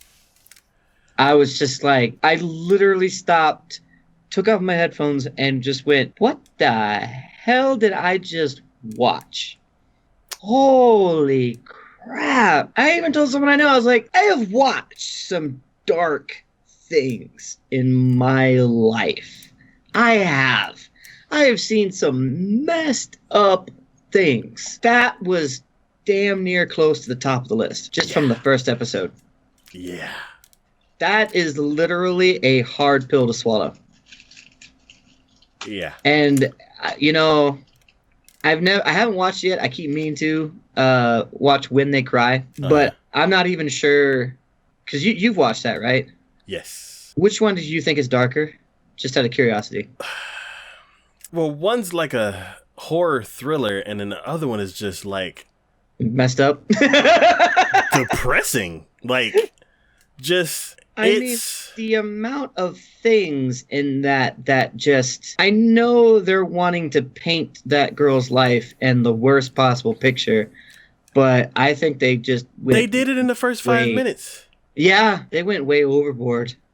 It went way overboard. Like, okay, so as far as like the structure of a show, there was one show that I love called Kotora, where they built up a very sad childhood for a character, where not through any fault of her own, it was because her parents didn't explain it well, that she had a power where she could hear people's thoughts. Mm-hmm. And whenever she would speak up, things would turn for the worst. Not as in like death or anything, but the situation would just turn bad for anybody around her because they would explain stuff that they're keeping to themselves, and she would like bring it out, and they would like upset people, hurt people's feelings, like reveal stuff that shouldn't be revealed. So basically everybody around her kind of just shunned her and treated her like crap. There's another show, Erased, where a character has a terrible, terrible home life. Natsume is another one. Yeah. He has, just because he can see monsters, and people either don't believe him or they think he's weird as a little kid, or he's making stuff up. But there are literally monsters in front of him that he doesn't know anything about, can't do anything for. But being as a kid, he's scared of it, and then people mistreat him because of it. Yeah, and then even Magus's Bride. Like, yeah. She can see, yeah, it's the way that all of those shows have been carried out, there's been, like, reasons behind it. Like, this show, the dark-haired character from the picture, everybody around her is either under some kind of spell, or they are just total garbage people. It's like at school, everybody in her class just bullies her with everything imagetable. The teacher doesn't give a crap. No, it's not even that everyone's under a spell. They're literally they're literally putting the worst of the worst in this show. The absolute worst. You know, there's only 3 girls that are picking on her from the very beginning, but everyone else knows this and sees this and doesn't do anything about it. Yeah, they just turn a blind eye. Yeah. And it's like they could be disrupting the class, messing with her, and then the teacher would be like, "Are y'all done?" She's like, "I need to finish my class." She goes home, and like her parents completely ignore her, and they completely ignore her, and her brother is just garbage as well. They just dote on the brother, and he's like, "Oh, I've done this, and I'll be on the top of the class for this, and then thank you, father," and all that kind of stuff. And then as soon as the parents leave, his hands just wrap around her neck and choke her out, and he has like belts and all this kind of just beat the hell out of her, punching her in the stomach hard enough to make her throw up. This was unnecessary for her home life, school life, her entire life to be this bad. Like, it's like they thought of everything bad that they've seen a main character go through across tons and tons of anime and put everything negative into this character. Yeah. It was like her only like thing that she could look forward to is like this stray cat that she found. As soon as she walked up to the cat, I'm like, oh, let me guess. Somebody's gonna find the cat. In the worst possible way, too. And you know, I knew from the beginning it was going to be bad from the start, because she almost tried to kill herself in the very beginning. Yeah. So remember, she almost tipped herself into that train as it was coming. Yeah. I was just like... And like, you could see it on her face. Like, as soon as they introduce her, you're like, oh my God, are you okay? Yeah, no, I completely agree about that. And I'm like, I thought it was because of from the synopsis. It was like, welcome to this world with like super demented killing machine, cute magical girls. And I'm like, she must have just got out of a battle and she finally is like somewhere somewhat safe. Mm-hmm. But she's always in battle. So it's like, for her to have this like one moment where it's like, okay, let me just end this because every moment I'm fighting some other magical girl. I'm like, okay, I can see that. But then she has yet to fight another magical girl for the first episode. It's everything in her regular life is just... Yeah. And that is unbearably sad. That is just heart-wrenching, unbearably sad. And you know, and then almost getting raped. Yeah. I was like, wow, you guys really, everything. Just absolutely everything. You know, I thought King's Game was bad, but this this just topped that in so many ways to me. So many ways. And it was heart-wrenching. It was I can't even. I was pissed off after watching that. Yeah. I was legit pissed off after watching that. And it's not like, oh, I'm mad at all the other characters. I'm like, sprinkle this out throughout the entire series. Don't dump this out all in the first episode. I'm like, yeah, it's super duper unfortunate. And even at the end, after all this stuff that's happened, it's still kind of like hard to take. But I'm like, and from the preview of the second episode, I'm like, there's more to come. And I'm like, I think I'm already done with this, like with the series. I don't know. And then the casual way that other magical girl walked in and slit that girl's throat. Yeah. I was like, holy shit. Yeah, like for me, when that situation came up, I was like, oh, okay. So she's going to point the thing to where as soon as time comes back, the girl kills herself. And she's like, no, I'm not going to leave any chance for mistakes. Done. And I'm like, I don't know. Yeah. I mean, when it comes to the antagonist and the protagonist and stories, you always, you have those thoughts in your head. You're like, man, I just want him to die. That's just, they need to go away. They're horrible. Even sometimes you're like, kill him, just kill him. I know that's what they're wanting to paint in this picture, but it just is so sudden and just so there was, like you said, there was no warm up for this. It was just immediate. Everything gets pushed in your face right from the get-go. And I was just like, holy shit. Like you, I'm speechless. I'm literally, I don't even know how else to describe this. I don't even know how else to even think about this. I'm just it blows me away. This easily tops the scale on the what the fuck scale. This easily tops the scale because it just blew me away from the word go. This show is so like mean-spirited to this girl that I'm like, I feel like if I watch another episode, I'm torturing this girl. Like, I just from the preview of the next episode, like the brother's just waiting for her, and I'm like, I don't think I want to see that. Like, no, I think I'm done with episode 1. Yeah, and it's just this is the first time I've ever been like I've stopped watching animes at episode 1 before.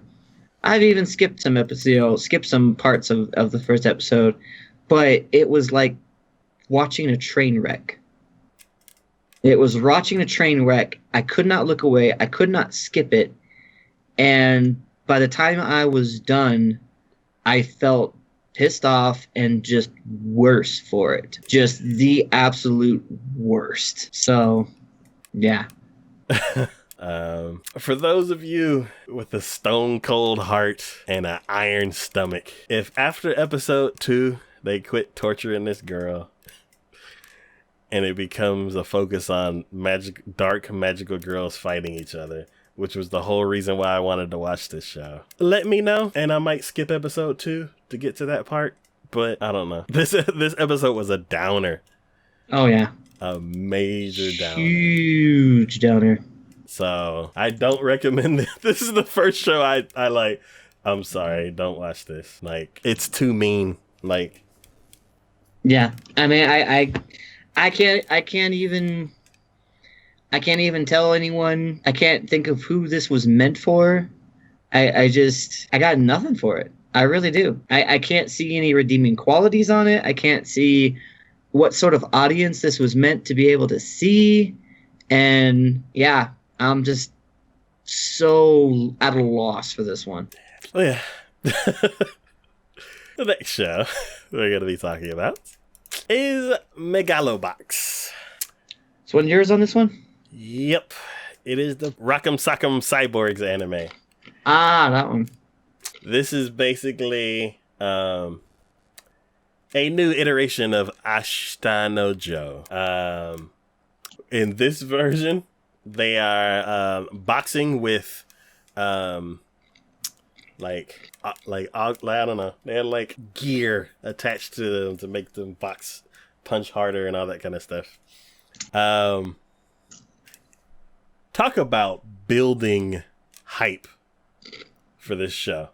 The style is old school. The animation is buttery smooth.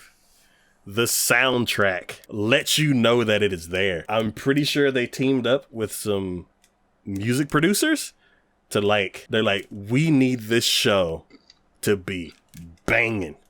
When the hype for this anime goes up, we want to crank the music. So, it is amazing. Like, for certain sports shows, I get hyped because I like the whole, we can do it kind of thing. This show is like a slow build of hype. Basically, the main character is basically the way this society works is kind of like the haves and have-nots.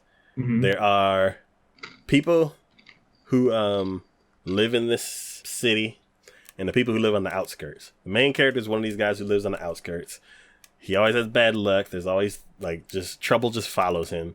And he basically is teamed up with this guy who's always in debt to some kind of mobster. And he uses the main character to lose fights on purpose to get money to pay off his debts. The main guy is talented, very talented.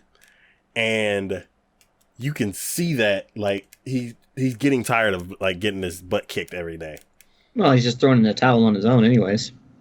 Yeah, but he's like, it's one of the things where it's like, every couple days, you get just constantly getting punched in the face, and then you get your little bit of money. And he's like, if I would have won that match, I would have gotten more money. So it's like, why am I throwing matches and not winning? And he's like, he talks to the guy, he's like, I'm tired of like losing matches. Like, let me fight for once. And he's like, oh no, you'll get your chance next time. This time we got this and we got that and we got plans. And inside the city, they create this tournament of like the top cybernetic cyberpunk boxers. Like, there's this huge tournament where you win a large sum of money, and the main guy sees that and he's like, you know what? I'm thinking about trying for this one thing. And the guy's like, you're not even a like full-fledged, like you're not even a citizen. You can't do that. Come on, let's you got your boxing match in a couple minutes. Like let's make some real money. And after that fight, he like rides, he just goes on a ride, and it's raining, it's dark, and all of a sudden there's a woman in the road. He swerves, falls off his bike and everything, and the woman is actually the person who is in charge of the company that's holding the tournament. Her and her like her contender, her like $1 billion boxer kind of guy, he steps out of the car and like the guy recognizes him, and then he's like, she offers to like pay for his bike and pay for like injuries, all that kind of stuff, and he's like, I don't need your money. Then the guy comes out and he looks at him, and they're about to start boxing, but she like calls him away. She's like, no, stop, we gotta go. And then he like turns around, and then the guy's like, oh, she got you trained well. And then he like stops, but then continues going because he can keep his cool. He's a pro. When he gets back home, the other guy calls him for another fight, and he's like, we got a big fight this time. And he's like, I am tired of losing. He's like, no, whatever. So then he gets in the ring. Somebody with this hood walks in, and it's the cybernetic guy, and he gets excited. The match starts. The guy, like, he kind of tests the guy out, like boxes with him, and he's like, you know what? I'm gonna make this easier for you. I'm just gonna box with my left hand. Pisses the main guy off. The main guy pushes him far enough to where he has to block with his other hand. Then he starts talking more junk, And the guy's like, all right, I'm going to go at you for real. Knocks the main guy flat. Like, it's one of these things where, like, just like with My Hero Academia, where, like, those punches hit and you're like, whoo! I'm like, he just, boom! Knocked the sweat, almost knocked the hair off his head, bam! On the ground. And then he starts walking out of the ring, and then he's like, he's not going to be able to get up. And the dude's like struggling really, really hard to get up. And before he leaves the building, the guy like is on the ropes and he's like, is that all you got? The guy's surprised. He turns around and he's like, come on, I'm not down. It's like, it didn't reach 10. And he's like, I'm done playing around in this scrapyard. Meet me in the real ring. And I'm like, how is he going to do that? He's not a citizen. They fake a citizen's ID. Mm-hmm. And they're like, you need a new name. And he's like, what kind of name you gonna be? And I'm like, go with Mad Dog. That's what he goes by. And he's like, let's go with Joe. And I'm like, I still know Joe. Ah! Nice. So yeah, I love this show. It looks so good. It's so hype. There's 2 shows that are like unbelievable hype this season. So yeah, I highly recommend this one. I know nothing about Ashita no Joe except it's boxing, and it's like the soundtrack is awesome, the animation is awesome, the story is hype. I'm like, everything that you could want in a sports anime, it's there. So definitely recommend it. All right, the next show we're gonna be talking about is Persona 5, the animation. All right. You didn't watch this one, though, did you? I watched the first episode. Oh, you did? Okay. Yep. So same thing as Trinity. I'm like, I'll watch something else. I will say, like, the first episode, I had a hard time. I think it's because they threw a lot at you right from the get-go. Like, I couldn't tell, like, what day was what. Huge amount of information and everything that came at you right from the start. And it kind of lost me for a little bit. But I gave it at least one more episode. And then one ended up being 2 more episodes. And I kind of... It's interesting. And it reminded me of why I enjoyed the Persona series. It's very relatable. And it kind of throws a lot of things into different light. And it makes you think. And I wasn't quite prepared with that at first, which is why it threw me for a loop. But then once I kind of settled into it and I could tell where it was going from and what was happening, then it got more interesting. Okay.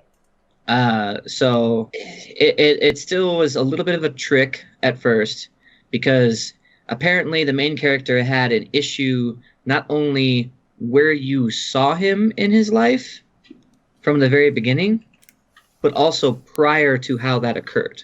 Mm-hmm. Thing that you kind of find out is what, and they don't really describe it all that well, but what happened prior to his life when you start going through the back history wasn't his fault.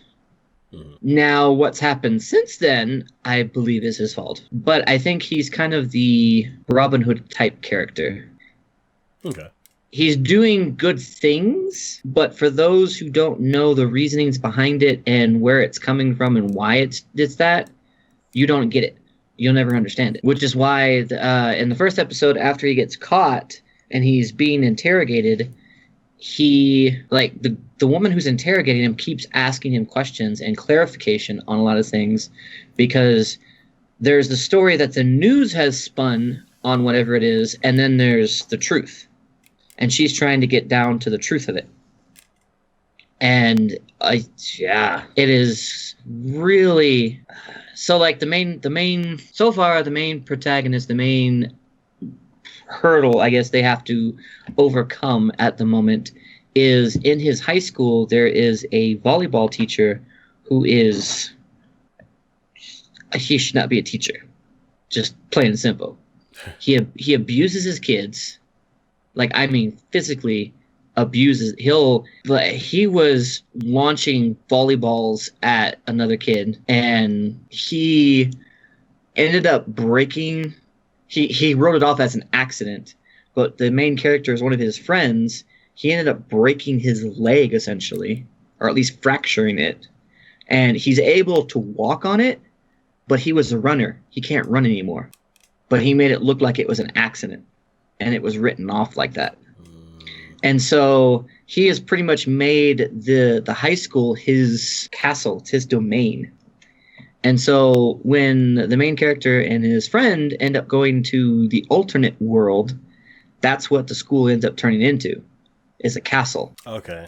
And there are like guards inside of it. And that volleyball teacher is really messed up because he's pretty much in his drawers, his underwear. But he's got like a crown on and a kingly cape on, and he rules it. But that's because that's the reason why. He is ruling this school. Yeah. He gets away with everything. The volleyball teacher was an Olympian. Yeah, which is why everyone lets him. They trust him. They believe him. But he is manipulating. He is just bad in every sense of the word. Now, unlike Mahou Shoujo Site, as far as showing how things are bad, this one does it the correct way. You know, they give you hints. They kind of let you know things, but they don't never really come out and just do a lot of it. Mm-hmm. You know, and the girl, she's not in the picture on that one, but a girl that I know is going to end up joining his team. She wants her friend to succeed. I don't think she really understands the extent of the abuse that her friend is taking while being in the volleyball team. But she is basically being blackmailed because if she doesn't do what the volleyball teacher says, her friend who's on the team is going to get kicked off. So like there's just a lot of just bad stuff going on here, and she's trying to do whatever, they're trying to do whatever they can, and they're introducing new characters. The main character got his powers and abilities, and his friend got his within the first 2 episodes, actually 2 or 3 episodes, and they're trying to right the wrongs that have been committed now at this point. Mm-hmm. At one point they end up going into the alternate dimension where the castle's at, and they see it's not the real person, it's what they call a shadow of the person, because it's a mental projection basically. And you see the person hanging upside down with just like their pants on, that's it, and they're getting like, this machine is just pegging them in the chest and stomach area with volleyballs over and over and over again. And that's just the mental projection of what is going on, the abuse that these kids are handling or taking because of this. So I imagine things are going to escalate further. I imagine there's a reason why he was in that casino and what they were taking at that time, and we'll eventually get up to that point and understand that. We're just not there yet. So there's a lot of mental behind the scenes things, a lot of things you got to think about and understand and infer and go along with. But if you can do that, it's really good. Okay. It's just not going to be one of those ones that you can like sit back after a long day and just like veg to, because if you don't actually think about what's going on and the reasons behind it, you're going to get lost. So. Okay. I wonder how close the story is to the game. That I don't know. But I mean, the way that they do it, and I haven't played a Persona since Persona 3, and I didn't even complete that one all the way through. But since then, and having watched it, there's a lot of similarities, a lot of things that they're taking from that. So, from the series at least. Mm-hmm. So I know it's staying at least pretty truthful and honest to it. Okay. Cool. Well, I watched the first episode, and like I couldn't tell what happened when. And then when it got to the castle, and I could see like the Olympian, how they see him as like the ruler, he can do whatever he wants. I was just like, mm-hmm. So, yeah, I don't think Persona's for me. Like, I like Trinity Soul, or at least I did back in the day. This one I'm like, Not sure. Yeah. But not for everyone, but I think it has its merits. So cool. All right. The next show we're gonna be talking about is Dance with Dragons, or Saredo to Sumiboto wa Ryu Tuodo. Almost ran out of breath saying that. Have you watched this one? Yes. I want to hear what your take on it is first. So, I don't like the main guy. Which one, the red-haired or the red-haired one? Okay. Because he's kind of like two-faced. Like, he would say something to somebody's face, but then behind their back, he'd talk bad about them. And then I do like the stronger, like the muscle-bound guy, because he's like, let's kill it now! Ah! And he's like, but we don't have money for that. Oh, I already bought it. Ah! So I'm like, okay, that's kind of cool. I haven't, in the first episode, I don't think they used any magic circles, because I think in the trailer they had some. Yeah, they did. Yeah. Oh, they did? Yeah, they did. Oh, okay. It's when they were facing that dragon from the get-go. Okay. I don't remember it then. My opinion is it's okay. I can kind of I agree. It's okay. It's not bad. It's not great. It's okay. The overall encompassing how the story and how they portray things and how everything's set up, I could be wrong, but to me at least, it has a feeling like similar to Heat Guy J. Okay. You know, you have this sort of futuristic dystopia. There's a lot of things going on behind the scenes. There's a lot of things that are outlawed. There are people who are specifically detailed to handle specific types of situations. And to me, that's where I get a lot of that feeling from like Heat Guy J. And you know, you have the muscle from the other dude, the strong guy, and then you kind of have the brains and the finesse from the other main character, the red-haired dude. So I kind of draw at least some similarities between that. Mm-hmm. I mean, obviously it's quite different in every other aspect of it, but the fact that they have like magic as well as bullets and guns and stuff like that, you know, it really, that to me is at least interesting. It has a lot of cross-platforming type deals where you're doing a lot of different things from a lot of different type of genres. And it doesn't seem like it's not bad. Mm-hmm. I think they do it at least decently well to where it's still something you can follow along with. So it's got my curiosity. I mean, it's not going to be my top show of this season, by all means, but I'm at least interested enough to potentially continue it. So, okay. I guess, are there any parts that they introduced that you're like looking forward to finding more about, or? There's this like religious figure, and in the second episode, there seems to be some like political intrigue or whatever going on, and I want to know more about that because it seems like they're being drawn into right now. Because right now they're being the bodyguards to this religious figure, and okay. I want to know. There's a lot of behind the scenes happening here, and it seems like this is going to be the focal point for the rest of the series. So I'm kind of curious what's going to happen, you know. And his girlfriend is like some sort of half elf or something. I don't know. I hated the interaction between him and his girlfriend. It wasn't the interaction I cared much for. It's the fact that they're introducing a new species in this world. Yeah. A new, you know, type of person.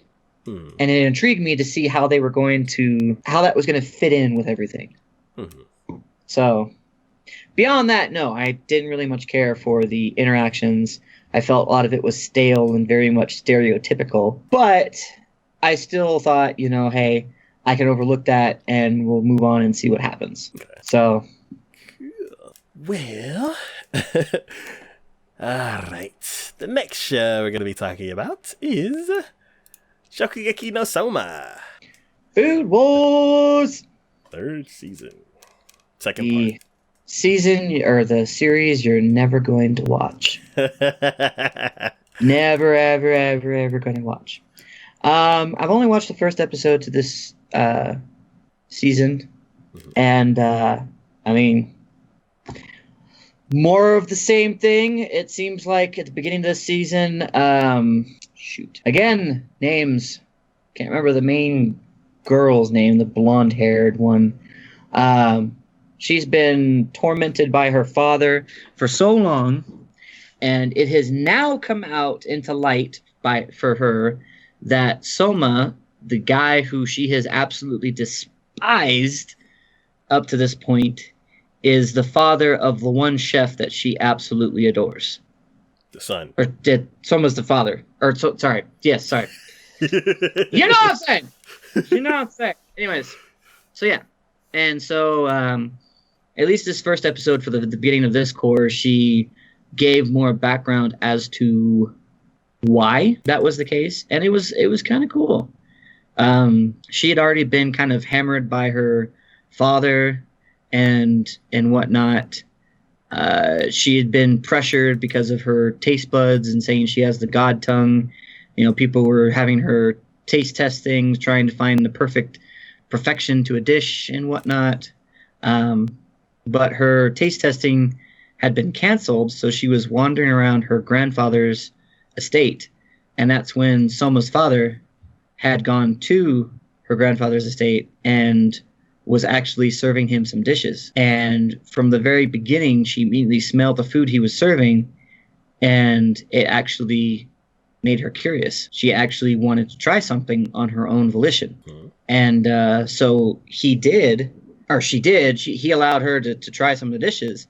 And it was an eye-opening experience for her. And some of the things that she had thought about and some of the things that she had said about food and her perception of it were changed because of that. Okay. She actually thought that cooking and food were more about fun and being creative and creation of those dishes rather than being very structured and this is how it has to be kind of thing. You know, he originally before she did that, Soma created a dish for her because in the very beginning when they first met, she asked him to create an egg dish for her, and even though she liked it, she wasn't exactly like blown away by it, so she said it was disgusting. Mm-hmm. And he had said that I'm going to get you to tell me that one of my dishes is delicious. I will get you to tell me that. And before all that background came up, he sat her down because she wanted to talk to him about the fact of who his father was.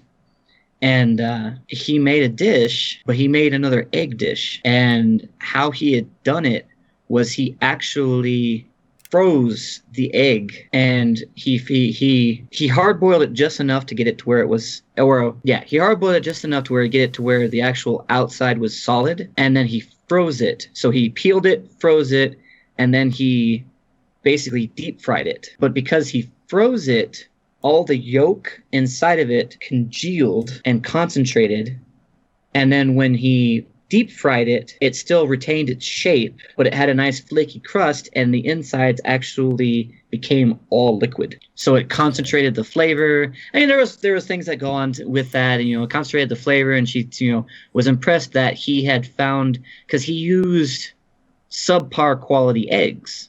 Mm-hmm. They weren't the highest grade from the best bird or whatever. He literally used subpar grade eggs, and she's like, why? He's like, well, because if you use something too high grade, it would completely overwhelm everything. It wouldn't be a nice, smooth, rich flavor. It would have become too much because this is already concentrating it and making it stronger than it was originally. Okay. You do anything more than that, it's going to become too much. And, that's when she's like, well, how did you think about that? And, he ends up saying something very similar to what his dad said when they were first talking about you gotta be creative and think outside the box, basically, and you're cooking. And that's when she finally decides that she's going to basically muster up the courage and bring the fight to her father about food that they were cooking. Mm-hmm. So, again, I know not a whole lot from your perspective because this is like the third season, second core now at this point, but it's well, way they do things in the cooking and the way they explain things, I don't know how much of it is truthful or not, how much of it is actually what could happen, but it's still interesting to me. Mm-hmm. It's interesting to watch, and just like all the rest of them, just like Black Clover, just like My Hero Academia, here is another story of an underdog that nobody thinks can do anything because he's at this prestigious school where the top grade chefs of the world are supposed to come from, and his only background is working at a family restaurant. That's it. But he is always willing to push himself that much further, always willing to make the effort and learn something new and adapt and make things better. So cool. I like checking in with this show to see when she's gonna find out that they're related. So that was cool. Okay, so my question was, what is the age difference between Soma and the girl? I mean, not Soma. Yeah, Soma's the guy. Yeah. Oh. Yeah. What does Soma mean? The age difference, I'd say they're pretty close to age, honestly. They're maybe a few years apart from each other. Okay, so then the dad would never, because what? He's the same age as his son. So. Oh wait! No, you're talking about the father? No, father's way older than the son. Well, yeah. Well, I was know the age difference between all three of them. Okay. Is that even possible? No. Yeah. Soma's dad would never. He's too focused on his own thing. Yeah. I mean, he's basically traveling the world right now while his son is in this prestigious school. So yeah. He only that would be kind of weird. Drops by every now and then, so make an appearance. Mm-hmm. But yeah, that's cool. I like hearing the food facts and the cool concepts about food. But hey, I was quite impressed. I don't know if you've ever watched it, but if you haven't, you should. And anyone out there else who ever watching should. The React channel on YouTube actually did an episode because Crunchyroll sponsored them. Actually did an episode where it was a try not to eat challenge, and they recreated dishes from Food Wars for people to try. Or they'd show them the episode where the food came from, and then they'd actually put the real life dish in front of them that was the exact copy of that dish, and would go, now you're gonna eat it because it's a try not to eat challenge. You just saw what it looked like on the anime. Here it is in front of your face. What are you gonna do? So that tells me, though, that there's a really good chance that a lot of these dishes, a lot of these foods, this is real food. Okay. This is things people can actually make and do. So cool. All right. Well, the next show we're gonna be talking about is Steins Gate Zero. This is the one Deadly Horror was talking about, and this is all you. Yeah. So how's this one going for you? So basically, my original thought was, I think it's correct. It takes place after the end of Steins Gate, but before the very end. Because basically, in the original series, everything ends, and you're like, crap, that sucks. And then at the credits roll, and then all of a sudden, it's like, I've come from the future, blah, blah, blah. Let's do something different. And they do something different, and it ends a different way. So basically, this show, what I'm guessing, takes place in between first ending 1 and ending 2. So basically, there's like a time skip that happens, and this show is basically everything that happens there. It jumps, but it explains what happens leading up to when that other person comes back and does stuff. So they explained it in the original series, and now they're just using this as a way of stretching it out and giving you more details? Yes. Imagine this is Rogue One. It's like in Star Wars Episode 4, they're like, oh, the plans for the Death Star, some these rebels stole it, and we have it, and now we can take down the Death Star. This show is basically, oh, ending 1 happened, and then a couple minutes later, ending 2 starts, and the reason why ending 2 is possible because so All many that years stuff you're about to passed. see. Yeah, all the stuff that you're about to see. So I like that. I like it. I loved Rogue One, and I'm like, hey, they're doing a Rogue One. So this is a really good show, and I feel like you should watch it. One thing that I want to look into more about this series is there are a few shows that are kind of connected in the same universe somewhat. Mm-hmm. There's Steins Gate, which is Steins Gate. Then there is Chaos Head, which is Chaos Head. And then there's a third show, which is Word Other Word. And they're somehow linked in a way. I'm not sure exactly how, but I'm kind of curious to know because I just recently watched Chaos Head probably a few months ago. And then I watched all of Steins Gate and I'm watching the new one. And I don't see a link between the two. So I'm kind of curious if the third one kind of links everything together. But it's possible, and it could be not till the very end until they reveal that. Yeah.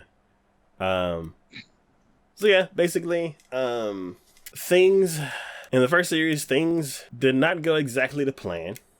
Mm-hmm. So they spent 10 years trying to correct it, or at least 10 years to give themselves another chance. Mm-hmm. And right now, the main guy, which is in front, he is very much traumatized by everything that happened. Mm-hmm. And it seems like everybody else is carrying along. They're just kind of moving on from what happened. And the main guy's like going to therapy, and he's also like growing up, basically. He's not the mad scientist that's trying to take down the organization, because everything that happened from that kind of like almost wrecked everyone's lives. And I don't know. It's like, it's kind of weird, like seeing him like be a normal person instead of like the crazy, somewhat delusional guy who's like a mad scientist. It's cool seeing all the other characters again. I've only seen the first episode, so also there's like this weird, it's weird. Like there's a certain character that basically they're not in the correct time. Mm-hmm. And they're kind of stuck. So they're hanging around, but trying not to interfere with the past so much that they like delete their existence. But they don't really have anywhere else to go. Because the last time they tried to go somewhere else, they failed in the task that they were trying to do. Mm-hmm. So it's like, I kind of feel sorry for her that she's like stuck. But it's cool that she's like, I'm trying not to interfere too much, but then I'm also trying to give you hints to make sure that things go the way that they're supposed to. But then I'm also hiding from I'm hiding from half of everybody. So like, they have this apartment, which is the lab, and they have friends that come over and they meet new people. And it's like, if these people come to the lab, oh, everything's fine. We all know each other. But then if somebody's like, oh, I brought a friend, she's like, shit, I gotta go. And she like has to like hide in the bathroom and like can't like affect too much. Where they're like, oh, one second. She can't affect too much to where they're like, oh, why did she leave?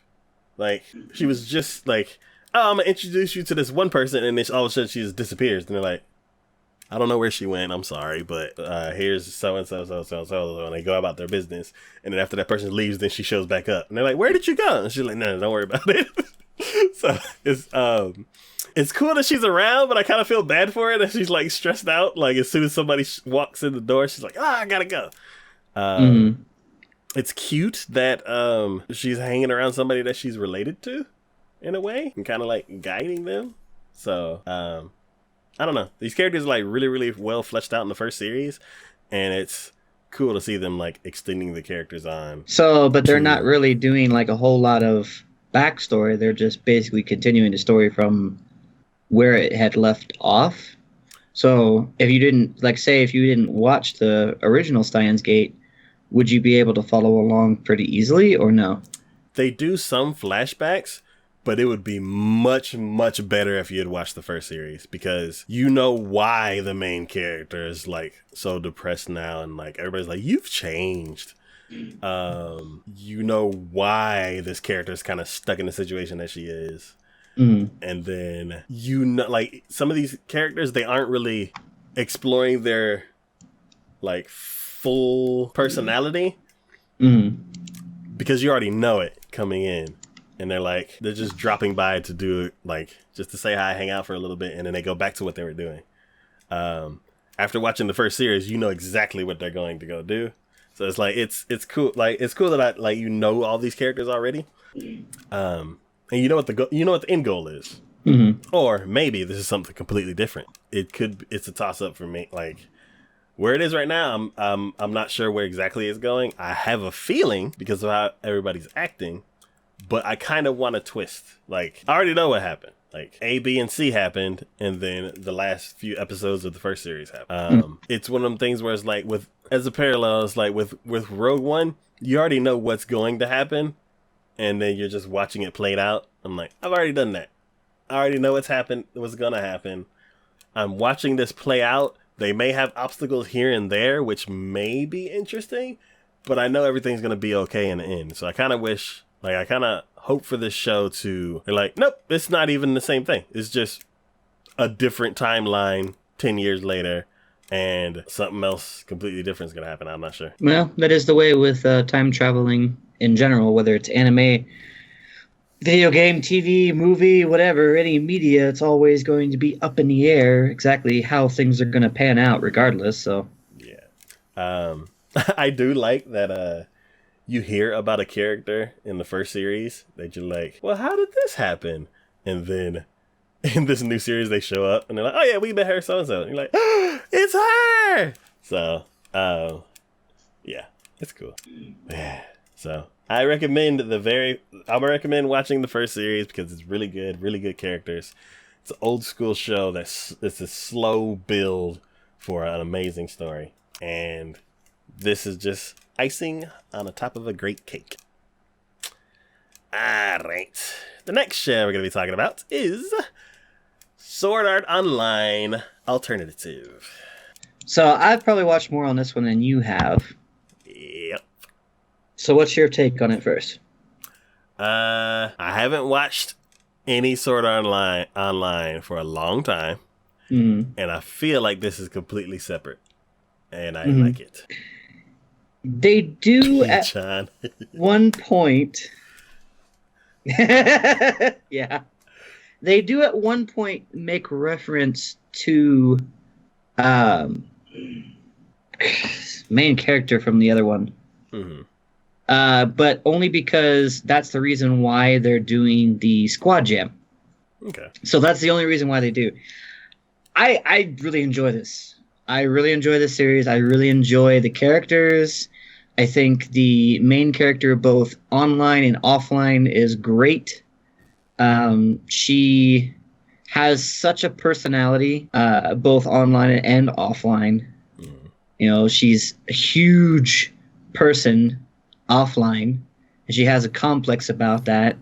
She wanted to try to make her life better, or just try to have fun, and she heard about the whole VR type games, and she had a friend who is huge into VR games, so she asked for recommendations. And the funniest thing was watching her try so many different games, because every time she did, she was a huge character, and she would freak out because of that.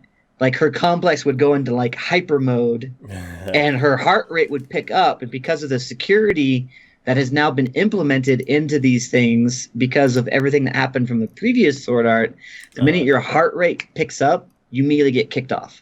Oh, because it's like a safety feature. Yeah, it's a safety feature. Okay. So every time she's entering all these different games, her heart rate would pick up because she sees herself as a huge character, and she'd immediately get kicked off. So, but she wanted to be a small character. She wanted to be cute, adorable, everything she wanted to see in herself. So yeah, RNG character creation. No, I definitely, yeah, that's all what it was. And so when she finally enters Gun Gale, that's the first time she actually has a short, cute, adorable character. So that's the whole reason why she entered it.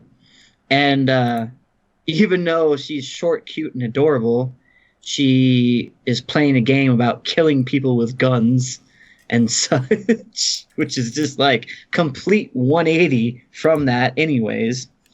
But she plays it anyways. She enjoys it. And it's kind of fun. It's fun watching her, and it's fun watching her play because she gets into it, but she doesn't quite want to admit that she gets into it. And she's always trying to be that adorable little character, but she'll occasionally get like, really into what she's doing and killing the people. I don't think they really haven't explained, at least to what I can recollect, how she is as fast as she is, because even all the people that are in there are just like amazed at how quick she is. Her agility stats are like huge, which is the only explanation I think they've really given to it. But still, she chose the color pink of because she wanted to be more cute than she even was, and it ended up working for her because when she was out and about, originally she was just monster hunting, and then she ends up being in a PvP zone and had people coming up to her. She freaked out, but because of the desert area that she was in, she actually blended in to the background. And then she started to become known as the something devil, I want to say, because she started getting into PvP. She started liking it because she was actually good at it, and she could surprise people. And no, it's great. I love the dynamics of it, the characters, the main character, the female that she kind of teams up with and works with, and then this guy that she's with, Pink Devil. Thank you, Deadly Hara. She's the Pink Devil. But the dynamics are great.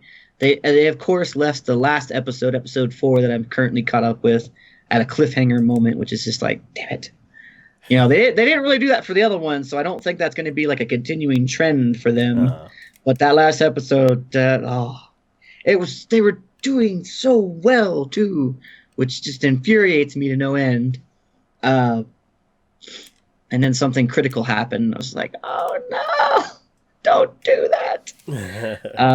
Main character though is great. The guy that you see that she's on the shoulders of is great.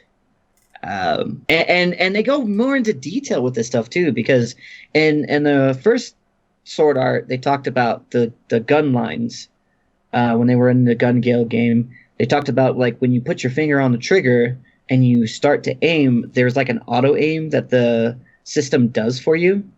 But whenever you do that, you'll see these trails from the gun coming out. So people can actually like dodge your bullets because they'll see where the shot's coming from. But they did make reference to the fact that if somebody who's actually trained and knows how to fire a gun in real life came in and started playing it, there's a possibility, especially if they're doing long shots, they won't need that. They'll be targeting using a scope, and they won't put their finger to pull the trigger until they're ready to fire right at that exact second. Like those guys from the first episode? Yeah. Okay. But see, they were using short to mid-range, not necessarily long range.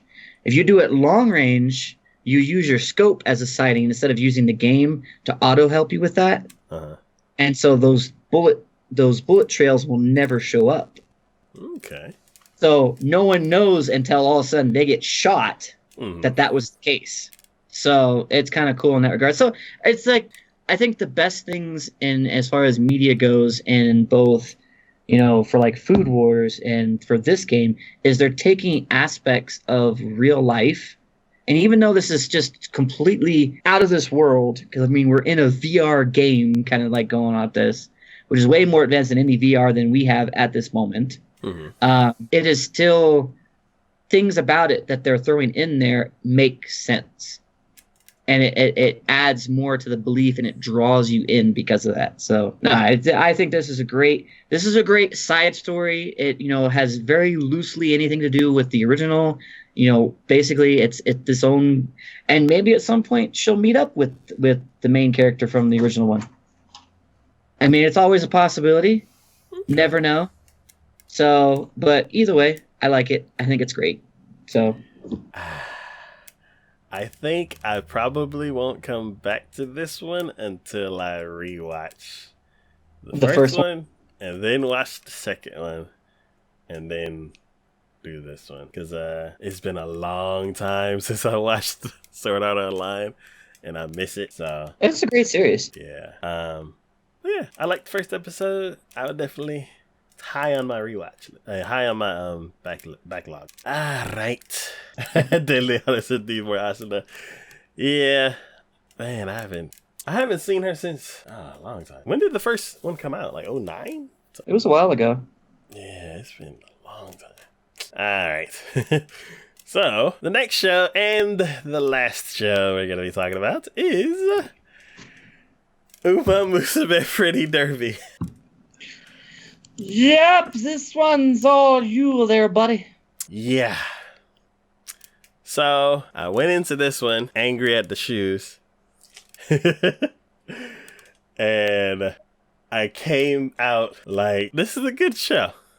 It's animated by PA Works, so the animation is gorgeous. It's not one of their most gorgeous shows, but all of their shows are like a slight cut above most because of how good they make the show look. I have watched these like Monster Girl type animes. But when I first heard about this one and we discussed it, I was like, no. I just no. Why? Because they're barely horses. It's like, why does it even have to do anything with it then? If you're not even gonna go like anything with it, then why? Just why? This is basically like a track sports anime. Okay, it's so that's why you like it. You know what? Actually, that's probably it. That right there is why you like it. It's basically a track sports anime, and then the girls just happen to have horse accessories. Oh, that makes it sound so wrong. It really does. I like it. I don't know. It's like it has so many aspects of a sports anime that I'm like, okay, cool. I hate the introduction of the coach because he's like a perv for like 90% of the episode, and then they're like, oh look, you're stuck with me because I'm the coach, and I'm like,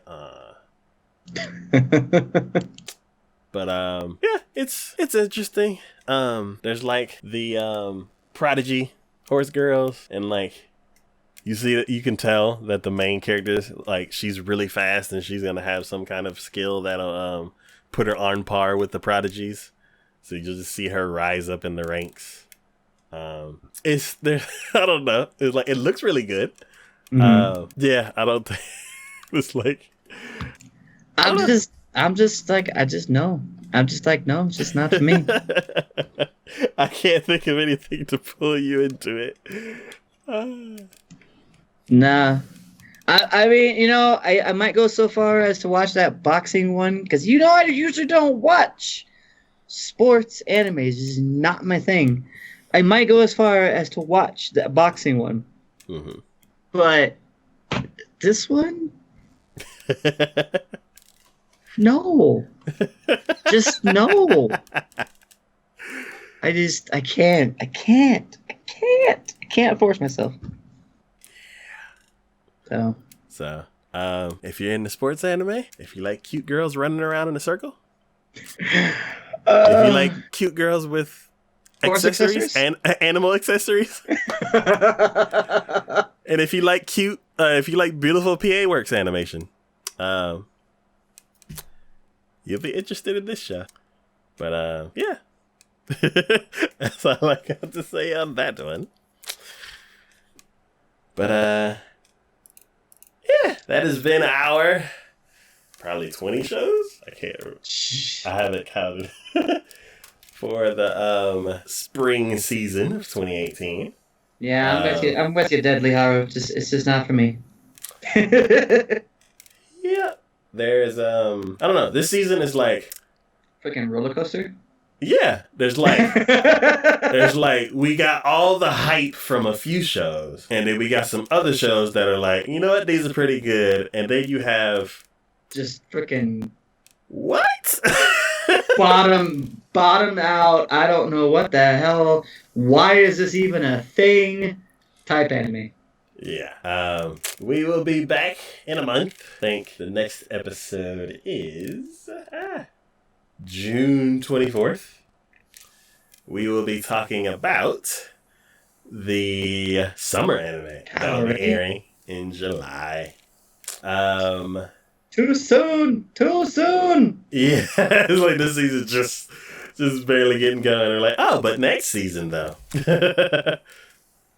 Let's see. Is that coming up? Is that coming up, Leo? Oh no, that means I can't watch Full Metal Panic. That's a new message. Man, that's oh my goodness. I gotta look at that real quick. I gotta cheat just a little bit. I gotta do it. I gotta cheat just a little bit. Any chart. All right, let's do a sneak peek. I gotta really see it. We're not gonna discuss it or nothing. I gotta know. Yep. Oh, I should have known because I've seen that already. Yep. So, Attack on Titan Season 3. Mm-hmm. Another Furikuri. Oh, Overlord Season 3. Uh-oh. Thank you. I appreciate that so much. Love me some Overlord. Yeah. I'm done peeking. I am back. So yeah, we will be talking about the trailers and the synopses for... Wait, what? I just saw one called Backstreet Girls. I'm very confused. Maybe it's an idol group. Just real quick. Just take a look at the actual thing. Take a look at the picture that they have for it. Just take a look at that. All right.